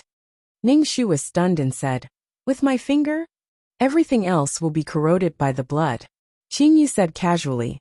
Ning Shu was a little touched. Thank you. You have already done so much for me. In the planes she had been to, she had met one or two, because her soul helped her and not because of the person who asked her to help. The school doctor uncle was one of them. Qingyu was another. Ning Shu was grateful for Qingyu's help. No matter what, I have to thank you. Qingyu smiled. It's okay. Qingyu's finger was stained with black blood. He made a seal and touched Ning Shu's forehead with his finger. When the devil's blood touched her skin, it was abnormally hot. Ning Shu felt that her skin was about to be cooked. It was probably because of the devil's blood in her body. She only felt the heat and nothing else. The spiritual array on her forehead disappeared into her skin and turned into countless sharp swords. They went straight to her dantian, and the restriction in her dantian appeared. Perhaps because it felt threatened, the restriction emitted a thick devil qi. Ning Shu felt incomparable pain. The two sides fought in her body, causing her dantian to be in a mess. Her dantian seemed to be about to collapse. Qingyu was still drawing formations continuously, causing Ningxu so much pain that he wanted to bang his head against the wall. After an unknown period of time, a gotcha sound rang out as the restriction was broken. Ningxu instantly felt as though his soul was about to be sublimated. That kind of carefree feeling made Ningxu want to roar to the sky. Without the restriction, nothing could control her. Ningxu shook Qingyu's hands to express his gratitude. Thank you, Haidai. Qingyu retracted his hand. I'm fine. Please call me Qingyu. Qingyu said very seriously. Alright, hi. Qinghua. Without the restriction, Ningxu was so happy that he ate 2 more bowls of rice that night. Qingyu drank the seawater and saw Ningxu's oily face. He couldn't help but say, I still can't understand the human race's appetite. Ningxu said, Actually, I don't quite understand why you want to drink seawater. At your level, do you still need seawater? I'm used to it. Qingyu said, The human race eats to survive. In order to make eating more enjoyable, of course the food has to be better. Ningxu burped and put down his bowl and chopsticks. What do you plan to do next? Qingyu asked Ningxu. Ningxu said, Cultivate, of course. When I become stronger, there are still things to do. Qingyu nodded. I'll follow you. That's not necessary. I just did it casually. You don't have to repay me. Ningxu waved his hand. Qingyu looked at Ningxu silently. What did you do? Ningxu. He forgot that Haidai was still a baby at that time and didn't have any consciousness. Nothing. Ningxu said. Follow me if you want. After dinner, Ningxu went back to his room to cultivate. His cultivation speed was very fast. Spiritual qi rushed into his body crazily. The qi dragon in his energy center swallowed the spiritual qi. The qi dragon was yellow all over. It swam in Ningxu's energy center. It even had dragon whiskers and pupils in its eyes. At first it was just an image. Now it was very lively. Ningxu was encouraged and kept cultivating. But as his cultivation speed increased, the golden color on the qi dragon faded. It was no longer yellow. Instead it was turning silver. Ningxu scratched his head in confusion. He didn't know what was going on. Ningxu could only ask Qingyu to evaluate his fighting ability. Let's fight. Ningxu said to Qingyu. Qingyu shook his head. You can't beat me. I know. I want you to assess my current combat power, Ningxu said to Qingyu. Ningxu released her qi as she spoke, and a coiling dragon rushed towards Qingyu. Qingyu raised his hand and flicked the qi dragon's head. The qi dragon immediately dispersed. Ningxu raised his fist and smashed it towards Qingyu. Qingyu waved his hand, and Ningxu was embedded into the wall. Ningxu moved his body and asked Qingyu, How is my fighting ability now? About the soul formation stage. But there are strong and weak soul formation stage cultivators. It's not easy to evaluate. Qingyu said honestly. Ningxu clenched his fist and punched the tree in the courtyard. The tree was immediately smashed into pieces by Ningxu. Cultivators could topple mountains and overturn seas. They had all kinds of skills. This was powerful strength. Why did the qi dragon change color again? Ningxu couldn't understand. It was like a chameleon. I haven't cultivated this technique before. I don't know what's going on. Qingyu said, Maybe the color is too bright and eye-catching. This explanation was easy to understand. But was that really the case? Ningxu's ultimate technique was to turn his qi dragon into a golden qi dragon. He had never seen a silver one. Ningxu could only force himself to continue cultivating. Then, the qi dragon turned silver and no longer changed. Could it be that the qi dragon wouldn't change after reaching silver? Ningxu could only slowly figure it out by himself. Qingyu came to find Ningxu and said, You can't cultivate like this. Go and try it. Qingyu grabbed Ningxu by the collar and teleported out of the town to the mountain range. You can try it with a beast, Qingyu said. Ningxu looked at the endless mountain range and said, Beasts are your own kind.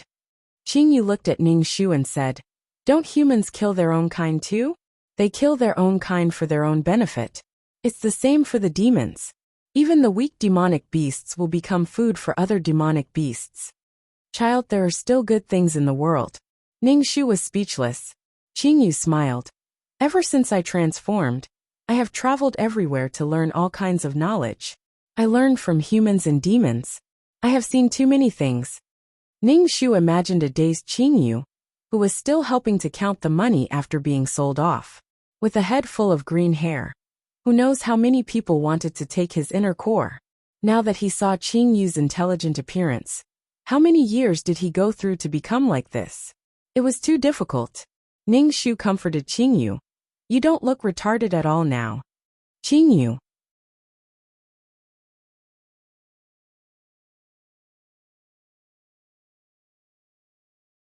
Chapter 676.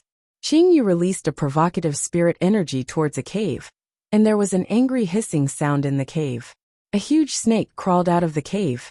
Ning Shu was disgusted when he saw the snake. Why is it a snake? Let's change the target. The pitch-black snake raised its head and flicked its tongue, looking at Ning Shu and Qingyu who were in midair. When the snake saw Qingyu, its scales stood up, and it quickly crawled back into its cave. It was obviously afraid of Qingyu. Qingyu controlled the snake, and threw it towards Ning Shu while he teleported to the side. When Ning Shu saw the giant snake coming at her, she turned and ran. When the giant snake hit the ground, the whole earth seemed to shake. The snake wanted to run, but it and Ning Shu were locked in Qingyu's enchantment. Ning Shu felt like he was suffocating when he was locked in with the snake. He raised his fist and punched the snake's head. But when he punched the snake's head, it felt like he was punching a tire. It didn't hurt the snake at all, and the rebound force was so strong that Ning Shu's lungs hurt.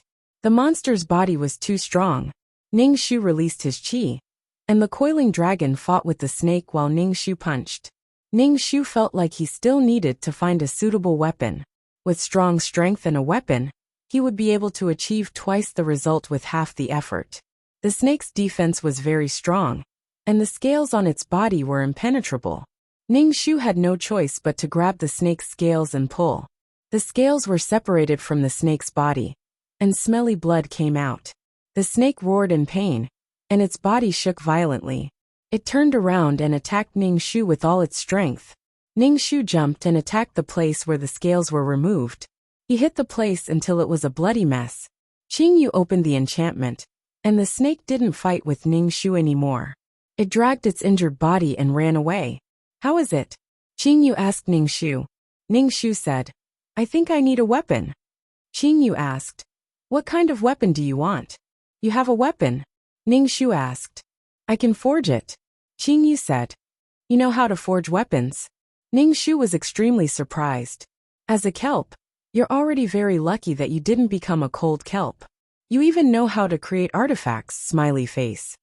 Qingyu nodded. I learned it from the human race. Although the human race isn't as strong as the demon race or the demon race, they use all kinds of methods to strengthen themselves, such as pills, arrays, and artifacts. Then you know everything the humans know. Ning Shu squinted and asked. Yes, I have endless time to learn these things, Qingyu said. Damn, she was also a little expert who was proficient in everything. Children who love to learn are good children. Dear, teach me alchemy and array formation, Ning Shu said clearly. Qingyu said with some surprise. You want to learn these things? Of course. There's no harm in having more skills. Ning Shu nodded. Qingyu nodded. Okay. Qingyu grabbed Ning Shu's collar and brought him back to the house. Ning Shu asked, what do you want to learn? Alchemy and array formation, Qingyu said. You don't want to learn how to forge artifacts? Qingyu asked. Ning Shu shook his head. I feel that these two are already very difficult. It was a bit difficult to learn these before the mission was completed. It was good to know some things. Just like what Qingyu said, learning made one wise and powerful. Qingyu took out the alchemy cauldron from his storage space. Then he took out a thick stack of pill recipes. These pill recipes were neat and tidy. Some of the papers were yellowed, but the corners weren't curled at all. It was obvious that Qingyu had preserved them well. Then Qingyu took out some herbs and treasures, as well as beast cores. Looking at Qingyu's serious expression, Ning Shu could feel his respect for knowledge. You collected all these? Ning Shu looked at the pill recipes and asked Qingyu. Qingyu nodded. Yes, I collect every pill recipe that comes out. Some of the pill recipes outside have been lost, but I have them. He was really a living fossil. Why didn't he use a jade token to preserve them? How long could paper be preserved? Alchemy requires fire spirit roots. If you don't have fire spirit roots, you'll need heaven fire or earth fire, Qingyu said. Ningxu circulated the spirit energy in his body. A weak flame appeared on his finger. I have fire spirit roots. From now on, you'll memorize the pill recipes and identify treasures. Qingyu and Ningxu said. When you're done, we'll try alchemy. Okay, thank you. Ningxu thanked Qingyu. Ningxu started memorizing. Ningxu saw how much Qingyu valued these pill recipes. He was especially careful when he looked at them. He was afraid that he would spoil them. Luckily, Ningxu added a lot of attribute points to his wisdom. His memory improved. He could memorize things by rote. Then it was the effects of the treasures and the steps of alchemy. Other than cultivating, Ningxu would look at these things and ponder about them. When he was hungry, he would eat fasting pills. Qingyu sometimes came over to take a look. Seeing Ningxu like this, he let him be. Ningxu didn't know how long he had been cooped up in his room, until Qingyu told him that he could start alchemy. Ningxu's heart was jumping for joy. Go bathe and change your clothes, Ningxu said. Although he could use the dust cleaning technique, Ningxu still felt dirty after not bathing for so long. After washing up seriously and changing his clothes, Ningxu entered the alchemy room. Ningxu saw Qingyu's serious look and couldn't help but become serious too. How big is the fire you released? Ningxu asked. Ningxu urged the spiritual energy in her body. Then, a flickering flame appeared on her finger.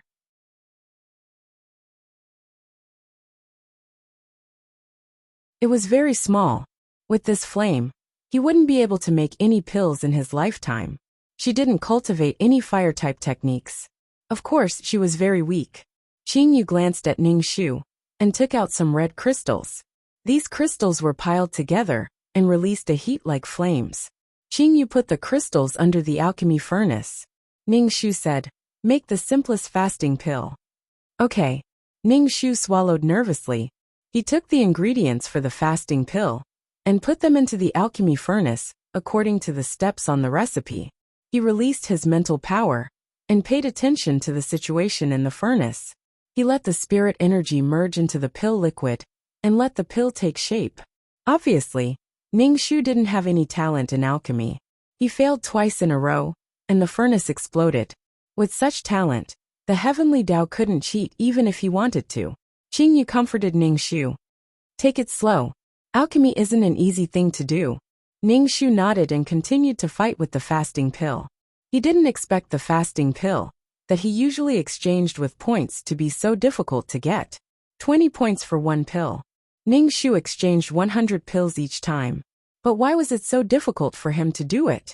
Ningxu touched his face, and black dust covered it. Learn it. What if one day the system went crazy and stopped exchanging? Ningxu didn't trust the system store at all. The things he exchanged would be taken back at will. There were all kinds of restrictions. Except for merit points and faith power, the things he exchanged would always belong to him. But the problem was that these two things weren't like points, which could be obtained in every world. It was only reliable in his own hands. You're tuning in to the Li Mei's Wuxia Whispers YouTube channel. We're so grateful for your support. And don't forget to subscribe to join us on this incredible journey through captivating stories. Your generosity through donations truly makes a world of difference, as it's the primary source of revenue that allows me to expand and enhance this channel for you. Thank you from the bottom of my heart for being a part of this adventure.